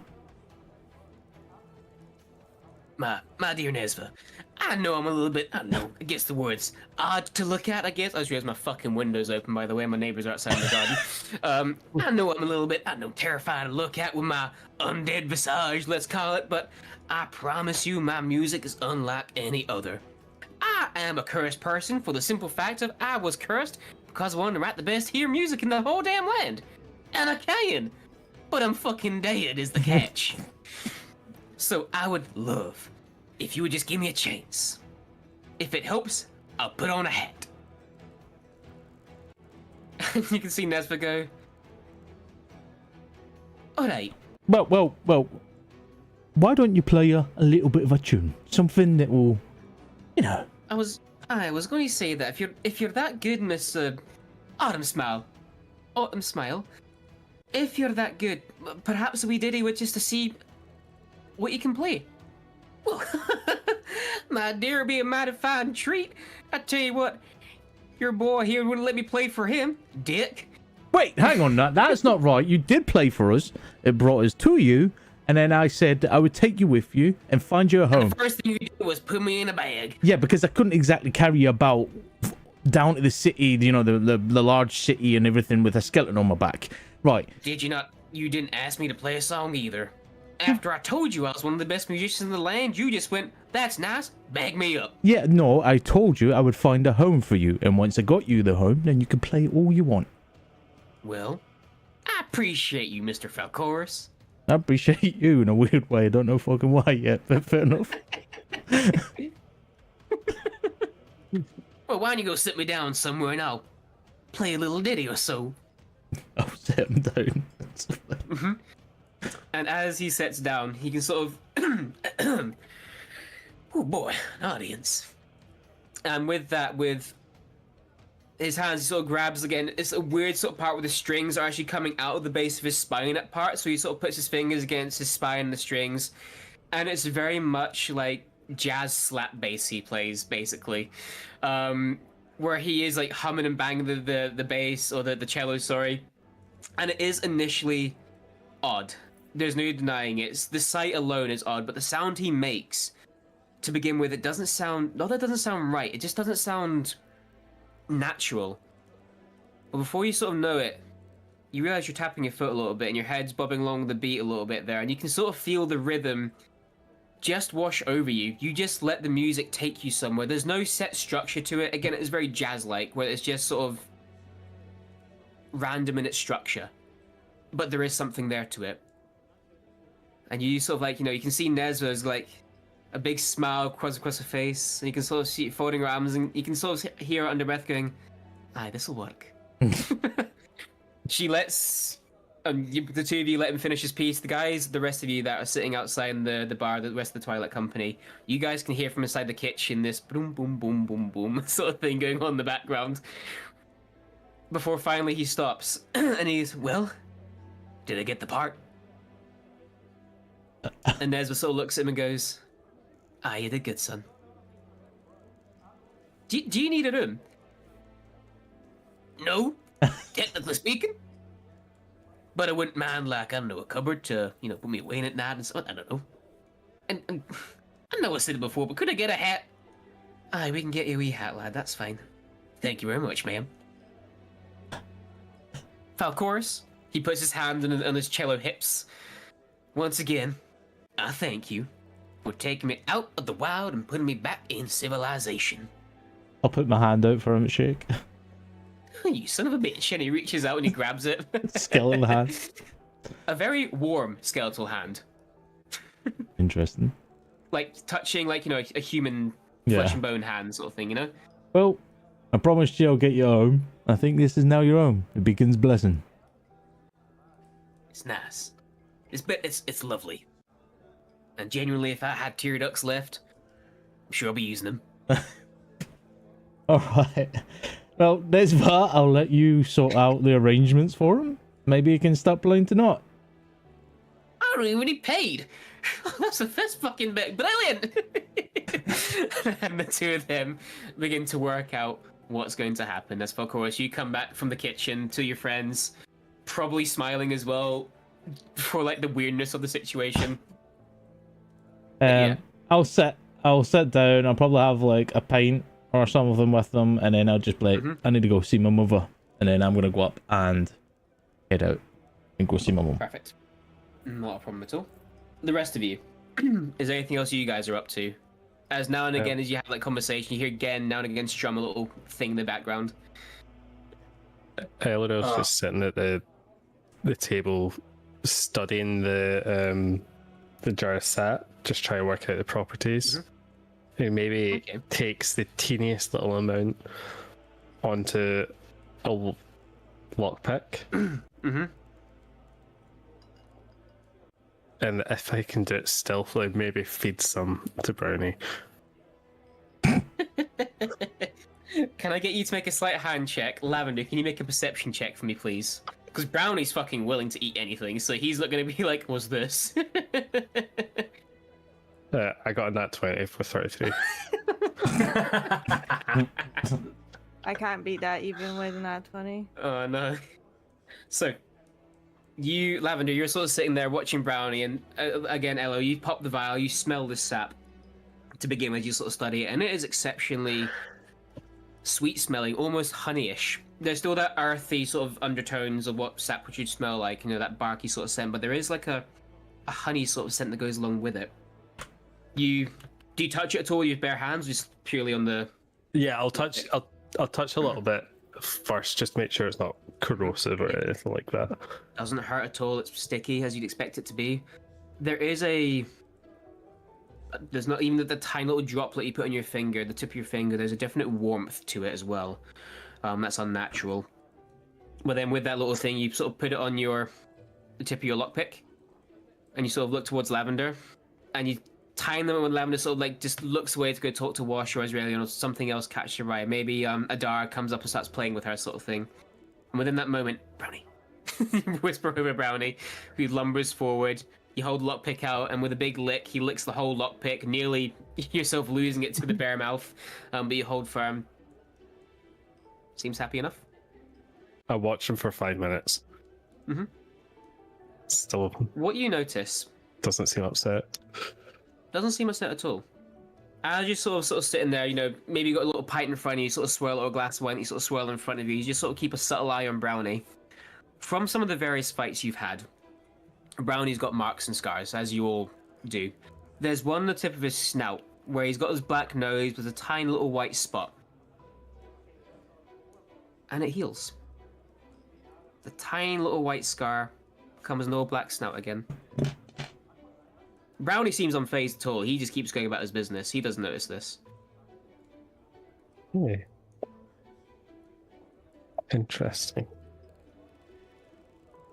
Elro also pulls out a notepad and he's like taking notes. We've been very meticulously studying this. Mm-hmm. Did I get a sense of its properties then? You're guessing something towards the healing. Healing. Though it didn't heal like the finger. I don't know if you have any like wounds or anything else like that, but you sort of, you know, you don't feel different from applying to your skin. Hmm. You know? If I have a little bit still on my finger, I'll take a lick of it. Subtly. Yeah. And then I maybe subtly just undo like the strap on my leather a little bit, and undo like the top button on his shirt, just to kind of look at the stab wound from the spider dragon. You take a look at it, and you sort of like subtly again undo your top buttons and sort of like look down. You don't see anything's changed there, but you sort of go, oh, maybe, and you sort of pull your hands away. Where you cut your tattoo out hasn't completely faded, but it's healed slightly. The scar has completely diminished, not completely diminished, but like let's say 50% of the scar is now normal tissue again.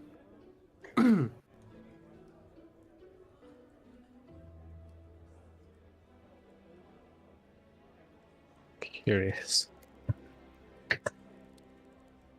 Yeah. I'm just taking my notes on the sap. Brilliant. Anybody else up to anything? Anyone else want to fuck with Brownie for a little bit? No, the last time we were here though, I fell asleep on and we lost a dart, so I'm going to keep an eye on her like a hawk. And again, and just think to myself, if I remembered her name, she would have gave me why did she leave with it? Saying bye, why did she not spend the night? Is it because I forgot her name? Why am I such a fucking idiot? I guess like takes rejection while he's been rejected. He's just sitting there giving himself an existential crisis. Again, you can see that Adar is very interested in this place. Not the problem again is a strong word, but the thing with this place, because there's so many different like, exotic smells and sights, mainly the smells, they keep catching Adar's nose, and she keeps wanting to go, "What's that smell? What's that smell?" And you keep having to, no, stay here, sort of thing. And eventually she does get the hint. Now and again, she'll sort of stand up and walk like a couple of feet away from you, and then realize she's not going to get out the door. You're not going to open the door for her, so just comes back by her foot again. That'll happen a couple of times, but Can I like actual pat her to make sure that it is the real Displacer Beast and not like an illusion that came back? Boozled again. No, it is the real Adar. Right, okay. Yeah, that's all I do. Just sit and crisis yourself a little bit. Yeah, lose sleep, lose hair, worry. Half elf grow facial hair out of stress. And Wash and Lavender, are you two up to anything in this moment? I don't think so. Not particularly. No. Just having a nice little peaceful drink at the bar, Have sort a of thing. drink, yeah. Lavender, what Wash do you is say? like, why? Something's wrong. Something's different about Brownie, but he can't place it. Lavender, yourself, what are you up to, if anything? She might go for a walk with Brownie, but nothing crazy. Yep, Nice. you just go for a little walk with Brownie. As you guys, take a little bit of time, just sit down, have your own sort of drink before you sort of heading off. As you're walking out, announcing he's going to have a little walk with Brownie around the city. As you walk, Brownie does sort of give Elril a bit of a look as he's sort of passing, but then goes out the door. Nothing you think nothing of, obviously. And yeah, you guys just go for a nice little walk around the city, getting the fresh coastal sea air. You smell the underlying tone always of salt as the sea breeze washes over this town, or city, sorry. And again, the seawater canals that etch their way through like veins in the city, where little canal boats go up and down, dropping off people, goods, and everything else in between. And you just have a nice little wander. People now and again will go, "That's a fucking bear," but don't pay any mind. Apart from that, it's quite peaceful. Of course, you take a little bimble along the streets, beelining it, not running, but not taking any quick pace. route apart from the shortest. Quick pace towards your mum's place.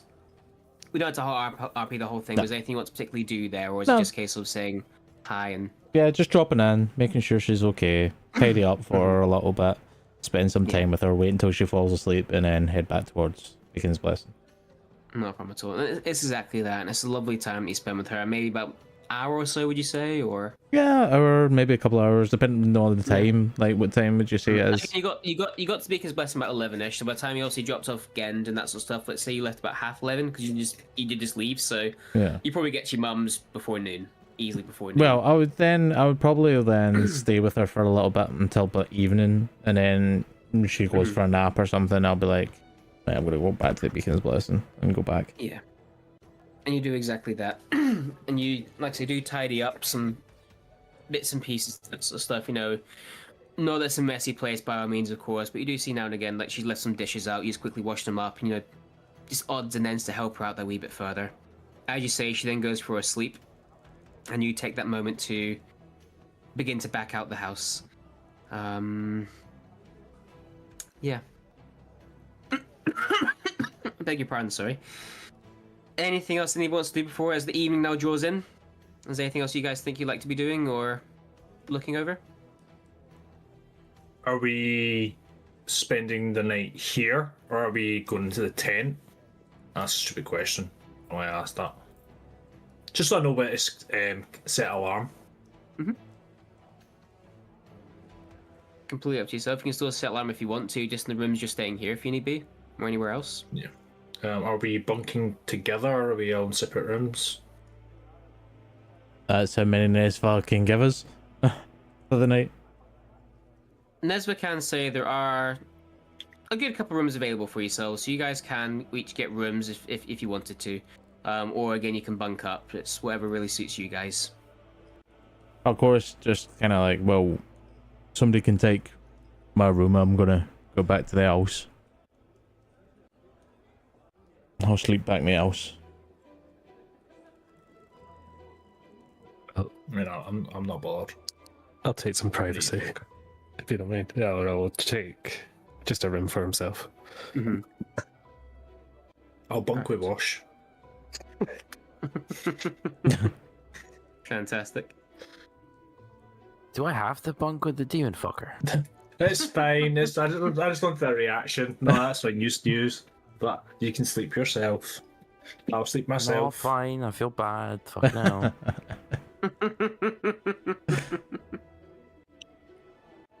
Don't worry, if you're there, she's not going to turn up. Yeah, that's a good point, actually. 2 seconds, actually. Is So Gend going to do a Roll little for night? booty call. That's what that is. Yeah, 2 seconds, guys. Again, we'll be doing a night tonight, trying to join a crowd for the first time. His grand opening. Bear with me, so I'm just trying to actually work out something on the timeline here. 2 seconds. No Sorry. worries. Because I think. It's good to be back. It is, isn't it? That's good to be that. For chorus, actually. Yes. As you're at your mum's, obviously, and you're spending a little bit of time there, Yes. she goes takes a nap, and again, it's when she takes a nap you start doing the handy bits and pieces, tidying up and keeping things organized again. Mm-hmm. And as you're going through, you do see something new on the table. Your mum's not a big reader, just not her thing. She has books, but she's just not into sitting down and reading of an evening sort of thing. She always said never held her attention. What you do see though, in the middle of the table where she likes to sit, next to her comfy chair, she's got a little nest of table sort of thing, and on top of it, there's a new book, leather bound. It's got one of those little wraps sort of thing to keep it shut. Doesn't have a title on it or anything else like that on the front or the spine. But it's completely new, and it is visibly new at that. It's not like an old dusty book. It is brand spanking new. Falcoris will pick it up, look at it, activate Eyes of the Runekeeper, and then open it up. And as you open it up, the first thing that you see is in Elvish, which your mum can read. You know that your mum can read Elvish with, obviously, your dad. It just simply says, "To my love forever and always." And you open to the next page, and it's a charcoal sketch of what looks like your mum in her younger days, with a pressed flower against it. You turn the page again. It's another charcoal sketch of her and what looks like her and your dad in their younger days, with another pressed flower. And you flick through page after page, and it's just this over and over and over again. And not in the fucking creepy way. I want to say that. It is. Falcoris going through the pages like, please fucking God. Oh, it's alright. Next page. Oh, it's alright. Yeah, it's just that. It's just nice pictures. And again, as you sort of go through the book, you can see that the charcoal sketches are aging. Like she's aging in them, And you can see that they're showing her, with no offense to her, obviously, she's a fictional fucking character, but no offense to her, not as she currently is. Yeah. But looking always strong, beautiful, elegant, loving. And the very, very last one, as you sort of flick through, you can see that there's a sketch of you in it. There's no pressed flower against this one. There's just more Elven written in it. And it just simply says, "I didn't get to ask him what his favorite were."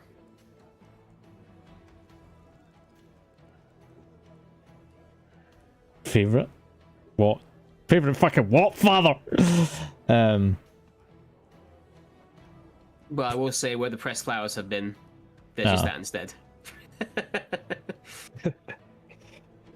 Of course, just look at that, like, just linger on the question for a bit. And then shake his head, shut the book, bind it up, put it back to the way it was. Yeah. Not a problem at all. And you then obviously finish up doing the rest of the tidying and that sort of stuff. You feel that what Will says in your head when you're sort of looking at that and close the book, you do feel Lucia's presence come up, but then you can tell she thinks better of saying anything and then dips back down again to the back of your head. When Falcoris is like tidying or whatever after that a little bit on, he'll just be like, "Alright, Lucia, say what you're gonna say." No. I was gonna throw a jab at you and I didn't think it was appropriate. No, you can throw the jab now. Moment's gone. Now- It's quite sweet, actually. But now I'm kind of really curious about what you're going to say. I was just gonna make a daddy issue joke. It's fine. I mean, I do have I do have Diddy not daddy issues. issues. Where's the baby oil? No, Johnson's rubs their hands. daddy issues. I know you do, but you know, it just felt, you know, like you're having a moment. I don't want to ruin it. Now the moment's passed, so yeah. All right. I was just gonna be a dick. So yeah. It's fine. You can be. I know. Time and a place, though. All right. Maybe you tell me one day. Listen, we've got to hurry up. Fucking Gen's You're gonna the be. one fucking doing the dishes. I'm not doing anything. You're part You've of got me. to hurry up. You're part of me, right? In your psyche, not your fucking fingers. Yeah, but I know that. Gen is going to hurry be up. playing soon, so yeah. Well, okay, it's self-motivation, right? I need to tell you to hurry up for me to hurry up, so I'm hurrying up. Sure, buddy. Sure. I do like Gen, though. He's cool. I'm glad we found him. I genuinely think he's going to be like a crowd turner. I genuinely think people are going to come from all over just to fucking see him play. I guess we'll find out. Yeah, hurry up then, chop chop. Right. Back in your hole, and they'll just... And with that, she does disappear back in her hole. And you finish up doing your chores and give your mum a kiss on the forehead as she sleeps and quickly leave and lock the door behind, making your way back to the beacon's blessing. Now you get there, and you can see that there's a crowd... Diddy issues. You can see that a crowd is already forming. As people are going like... And Falcoros, you're the one that's sort of seeing this. You're sort of walking up towards Beacon's Blessing, and you hear people going yeah, how they got a new bard in? But apparently it's a bit of a strange performance, but, you know, it'll be fun. I heard the twins were running around putting the name out, so it'll be good to see what they're actually up to. And you have to not fight through the crowd, but you do have to sort of like shoulder check a couple of people to get in before you can, you know, find your friends and take a seat. I'm his agent. Lavender. Move out my way. Lavender and Brownie, do you guys come back to see the spectacle of Gend? Sure. Sure. As you and Brownie are walking, you also hear whispers on the street of a new bard in town, the Beacon's Blessing, sure to be the show of a lifetime. So you know, rolling your eyes, oh god, it's going to be that. So you all make your way in, take a seat down, and what you, in your absence, Falcoris and Lavender, but what Elril, Azraelion, and Wash have had the pleasure of watching, is at one point you watch Nesva take Gend from the kitchen, just carrying him obviously to the upstairs, just obviously holding by the cello base and taking him up the stairs. She then gets one of the boys a small amount of money, and they come back half an hour later with a bag full of clothes. Nesva Guaranteed. takes the clothes. Money was not spent. Money's now in their pocket. They stole the clothes. They go. People have got in the washing lines going, "What the fuck's my fedora?" She takes the clothes upstairs, and then maybe as the crowd's starting to pick up and that sort of stuff, Nesva comes down with the help of the boys, carrying a large box, and she places it in the middle of the room, sort of by one of the hearths, and just leaves it there. And the crowd's obviously forming and that sort of stuff, and Nesva finally opens the door to let people in to, you know, get a seat. We're going to see the performance of a lifetime. And everyone sort of sits down apprehension. Normally you look over, maybe see the bard at the bar or something like that, but I don't see anybody apart from this odd box that doesn't quite fit the rest of the room. Beg your pardon, sorry. And when everyone sort of, Nesva gets everyone sitting down, drinks in hand sort of thing. And she just, without really saying too much else apart from, "Ladies and gentlemen, I give you Gend Autumn Smile," one of the boys from the upstairs pulls out their slingshot and shoots something at the box. Misses. Oh, for fuck's Reloads. Misses. Reloads. Fuck, that's 2 natural ones back to back with the dice. Finally, at the fourth hit, shoots something on the box, which opens the latch, basically. It flings open, and the door, on a spring-loaded mechanism, busts wide open. And you can see Gendautumn smile. He has been cleaned. You realize there's a lot of dirt and grime in him. The cello is actually not that bad. It does, again, have some scratches against it, but again, it buffed up quite well. Gend himself is wearing a black suit jacket with the white shirt with a high collar, Harry Hill style, with the buttons done far too low to see the rib cages, and he is wearing a Reddit mod fedora. And without introducing himself, as he's had done for him, he just starts slapping on the bass and playing. And again, you can see the initial shock of the crowd. No one is clapping. No one is getting in the mood. Everyone's like, "What the fuck is this?" But as the music, much like yourself, our chorus takes over, as the music starts playing, the vibes start increasing. You can see more and more people nodding along, tapping their feet.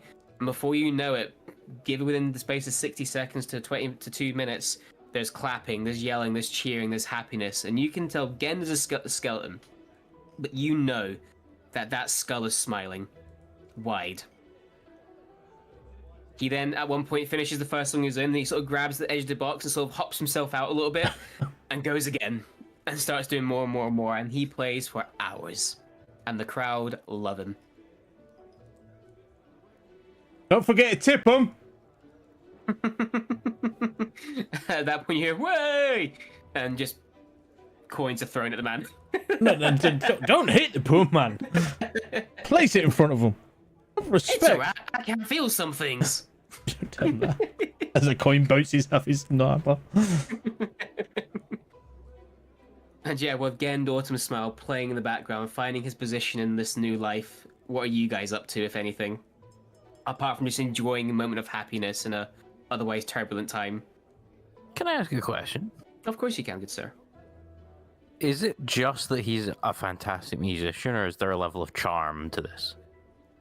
Would you like to make an Arcana check? I would like to make an Arcana check, yeah. You may certainly. Oh shit! Don't worry about it. You're enthralled, Medi. This is just damn good vibes. Damn. Fair enough. You know what, Rumi? I'll help you with that. I'll give you advantage. Give him advantage, yep. Whoop. That was better. That was better. What we get? Where's her? Ah. 17. 17. You're really looking to see, is there anything arcane in this? And you... How do I word this?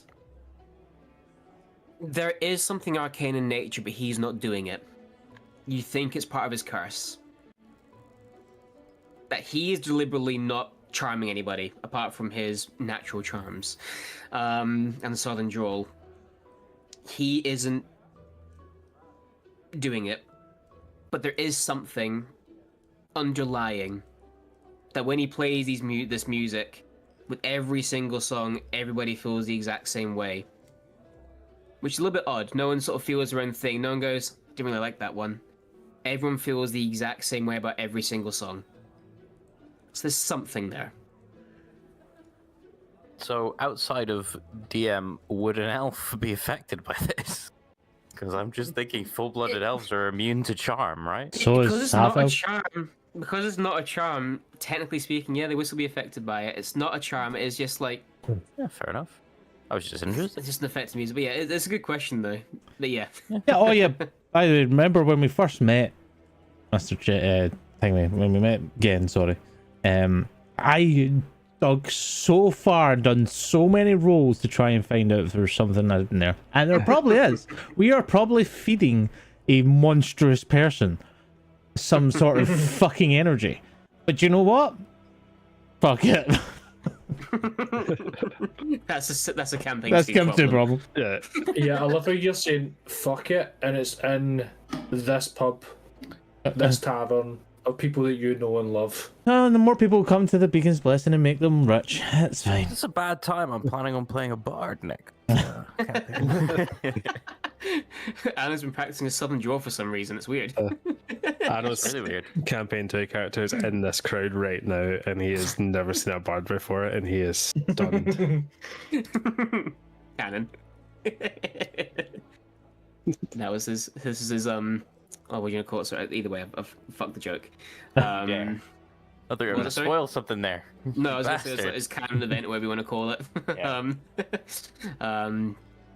But no, I will say with that, then the night draws in as well. You study, but then again, you find yourself realizing what you realize, but at the same time, fuck it, it is good music, and you're feeling happy with it. Purely just curiosity, really. Mm-hmm.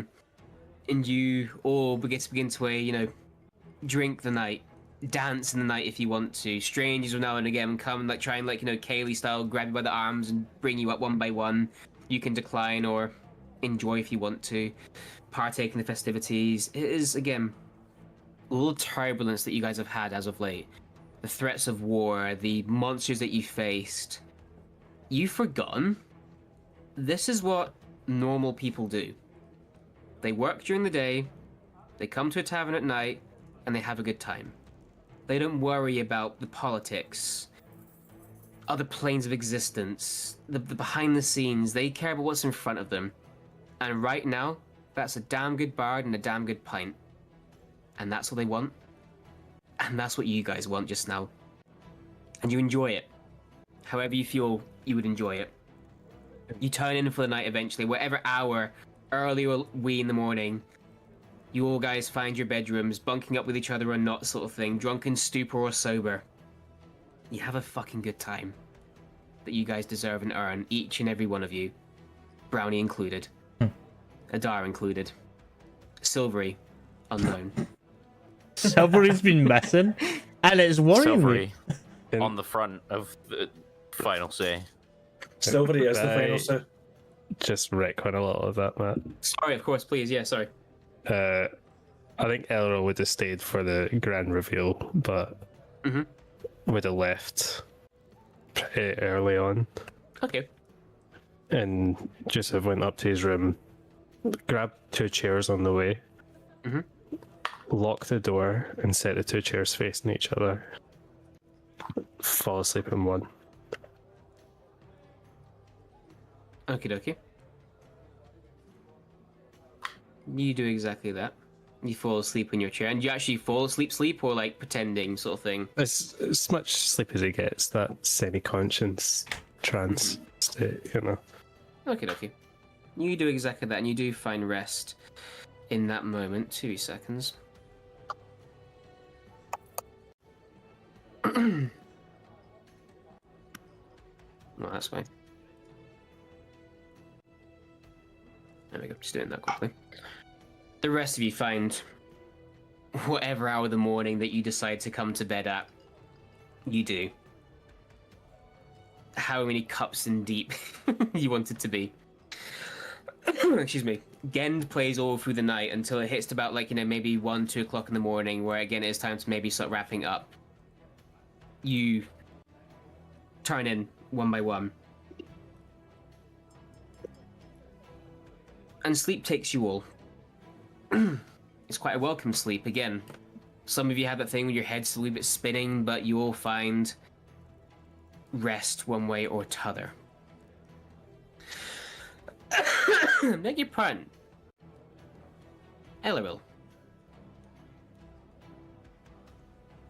You wake at one point during the night.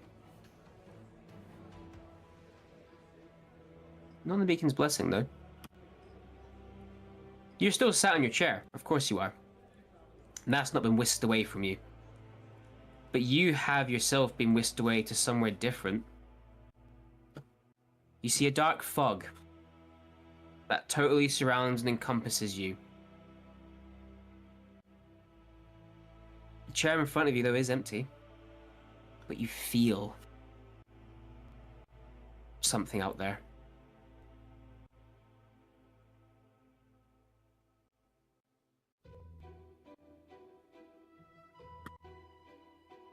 I just look around, close my eyes, and then reopen them. You do exactly that, and you're still there in this tavern, in this foggy landscape. Nothing around you, apart from the chair that you sat, and it is the same chair that you did sit down earlier. and the chair that you're in, and that's it. And again, as you open your eyes, you still feel that presence.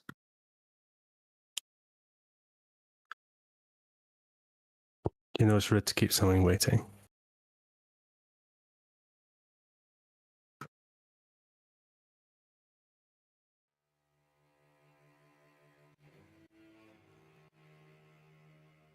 The chair in front of you, after you say that, and there's that large pregnant pause. The chair in front of you by itself, seemingly in a very eerie, uneven way, almost like pulls itself out as if someone's pulling the chair away from the table to take a seat. It jitters and juts awkwardly on its legs before you hear the wood creak. And the visage of invisibility drops. Madam Meyer sits in front of you. The bug witch. She sits there with her neck leaning forward. She wears a cloak right now that seems overgrown with fungus. And she has at her side a large staff, twisted and gnarled. The air, as soon as, even like when she made herself visible again, it's almost like then at that point, the smell of rotten earth hits you.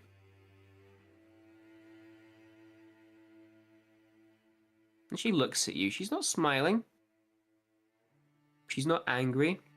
At least her face doesn't say she is. She's just looking at you. You're looking well. All things Fucking hell, considering.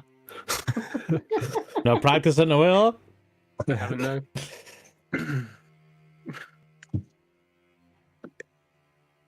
Yeah, I wanted an audience. I wanted a deal. You'll not be wasting my time with this, are you? Of course not. Then tell me, boy, what can I do for you? I want, when all this is over, for my name to be stricken from the record. I only want people who have shared my blood to remember my name. Yeah, I want to totally disappear. Even from your friends. From everyone who hasn't shared my blood.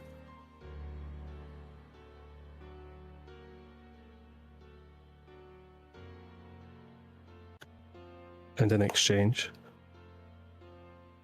The second you say, just sort of interrupt, the second you say, and she's again makes a big sigh, sort of thing, as if like that's going to be a tough one. But the second you say in exchange, whatever sigh that she was in stops.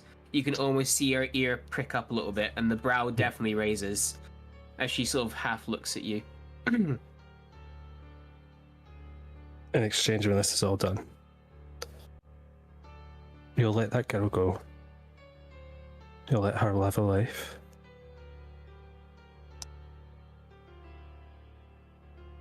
And a long life at that. And I'll fulfill our contract. Yeah, I'm going to take her job. Yeah.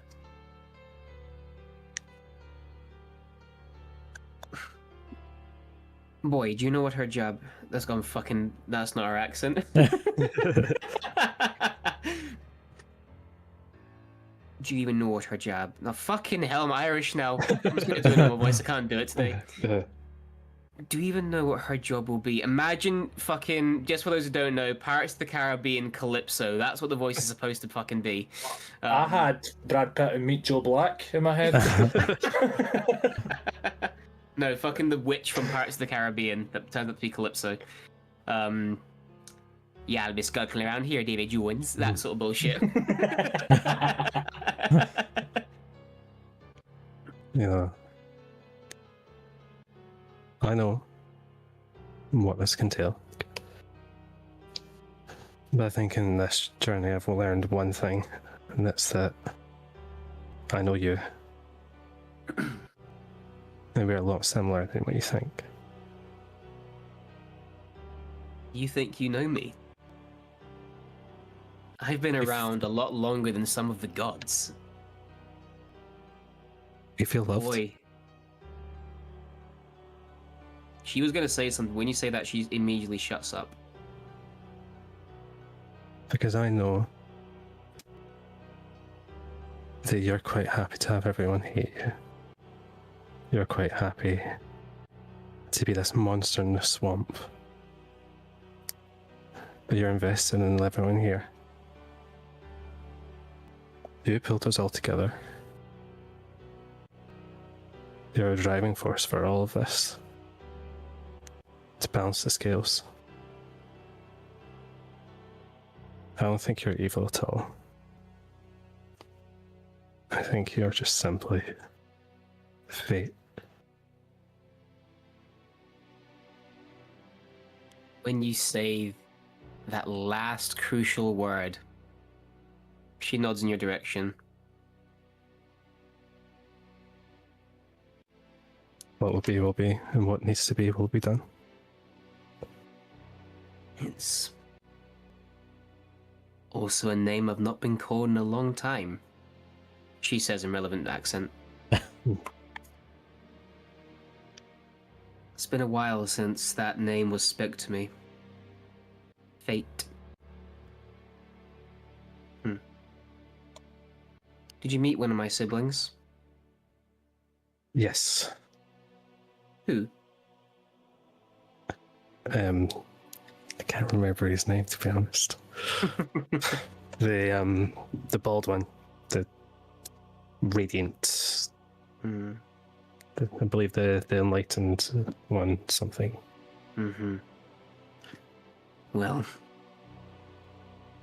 I'll be having words with him. Not for That's honest, fine. he never spoke about you. If anything, he spoke about love. When I just connected the dots. Well done you, boy. Alright. You want her freedom. Lucia.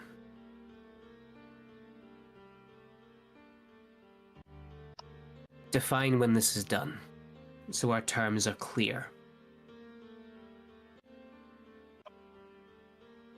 When the final say has been defeated, this ongoing threat has been quenched.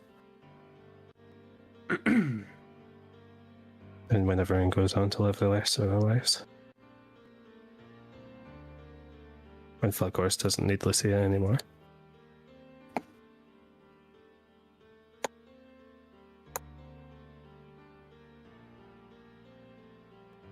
I understand. You must understand. Before I can let you accept this deal your terms. I'll be fair. Uncharacteristically so, perhaps. Lucia was supposed to be for me. An intervention of fate. When someone oversteps their mark a little bit too much and disrupts the balance you mentioned beforehand, good or bad, they are removed from the picture and balance is restored. You would not be just simply killing those of evil nature. You'd be killing good people as well. People that are overstretching beyond their means, beyond what fate has planned for them.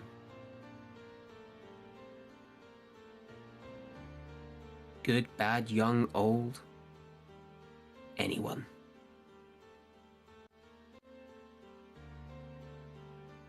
It comes for us all eventually. You'll come for me in time.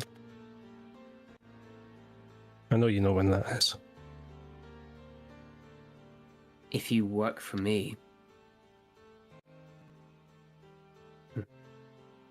Depending how useful you are, I might keep you around. See, I think you already know how this conversation goes. You said I had a touch of destiny about me at one point. I did. And I meant that.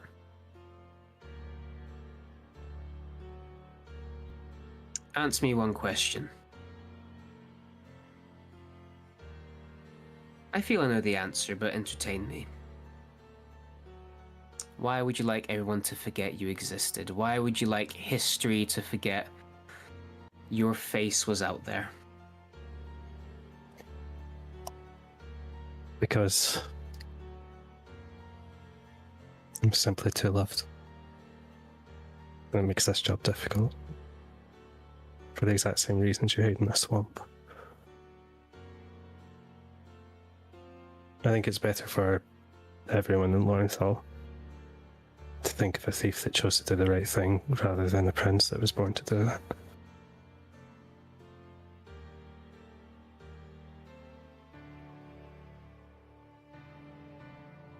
I have some ideas.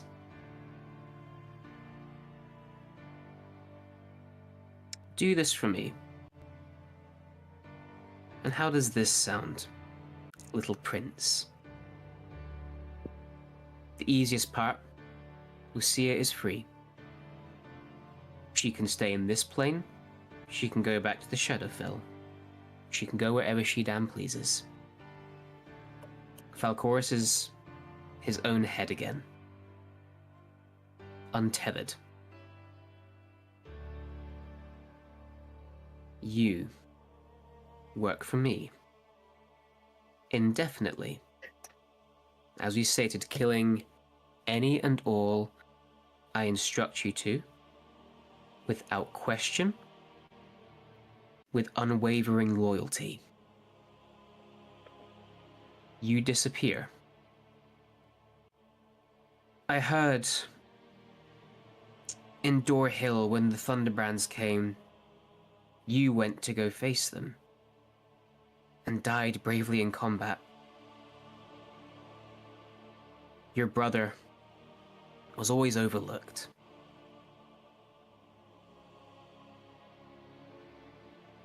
He stays in the palace, alive and well.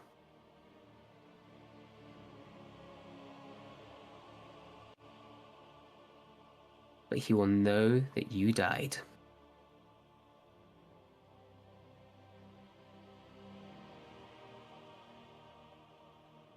You change.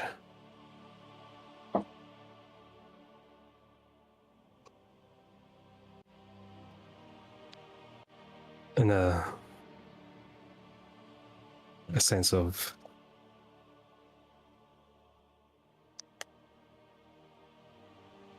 I would take Engarel's place. Exactly. You and he would swap.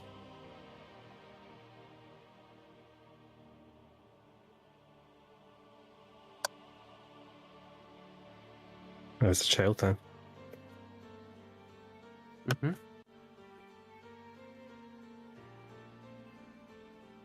History has a funny way of rewriting itself.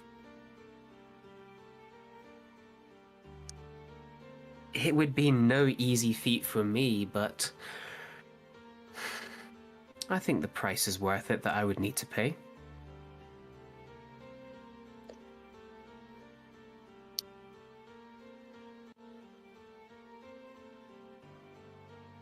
Those are my terms. You can think about them.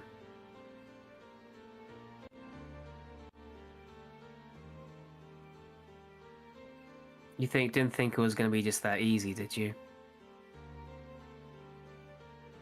You were right about everything you said. However, I still like to do things my way.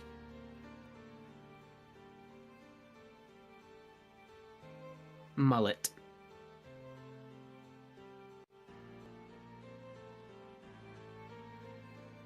Next time we meet, you'll have your answer.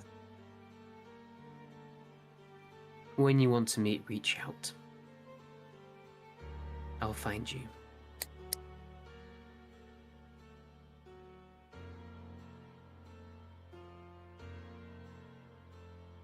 Tyler will just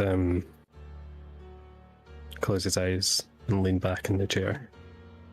As you close your eyes and lean back in the chair, you feel her elongated, bony fingers of the half Wendigo version that she is sort of grow around the side of your head. And she kisses your forehead. And you open your eyes again, almost to recoil naturally. And you're in your own bedroom again. In the, I was going to say the palace, but not the palace, obviously, the tavern. Yeah. In the tavern. And that as well ends tonight's episode. Nice. Damn, Just, son. just, Back, guys. Oh. just a slight retcon, by the way. Just to Oh. keep connecting. She told us she was fit. She told the I can't party. mind that. She told the party she was fit. There's been that many I things I think- can't remember that, but fair enough. I The don't know party. if The she party did, with but the Wild Mother did. no, the party with Joel when we were in her realm and we were going through Just our excuse own me. little thingies. She told us she was like, "I am the embodiment of fate. I am literally fate incarnate." Okay.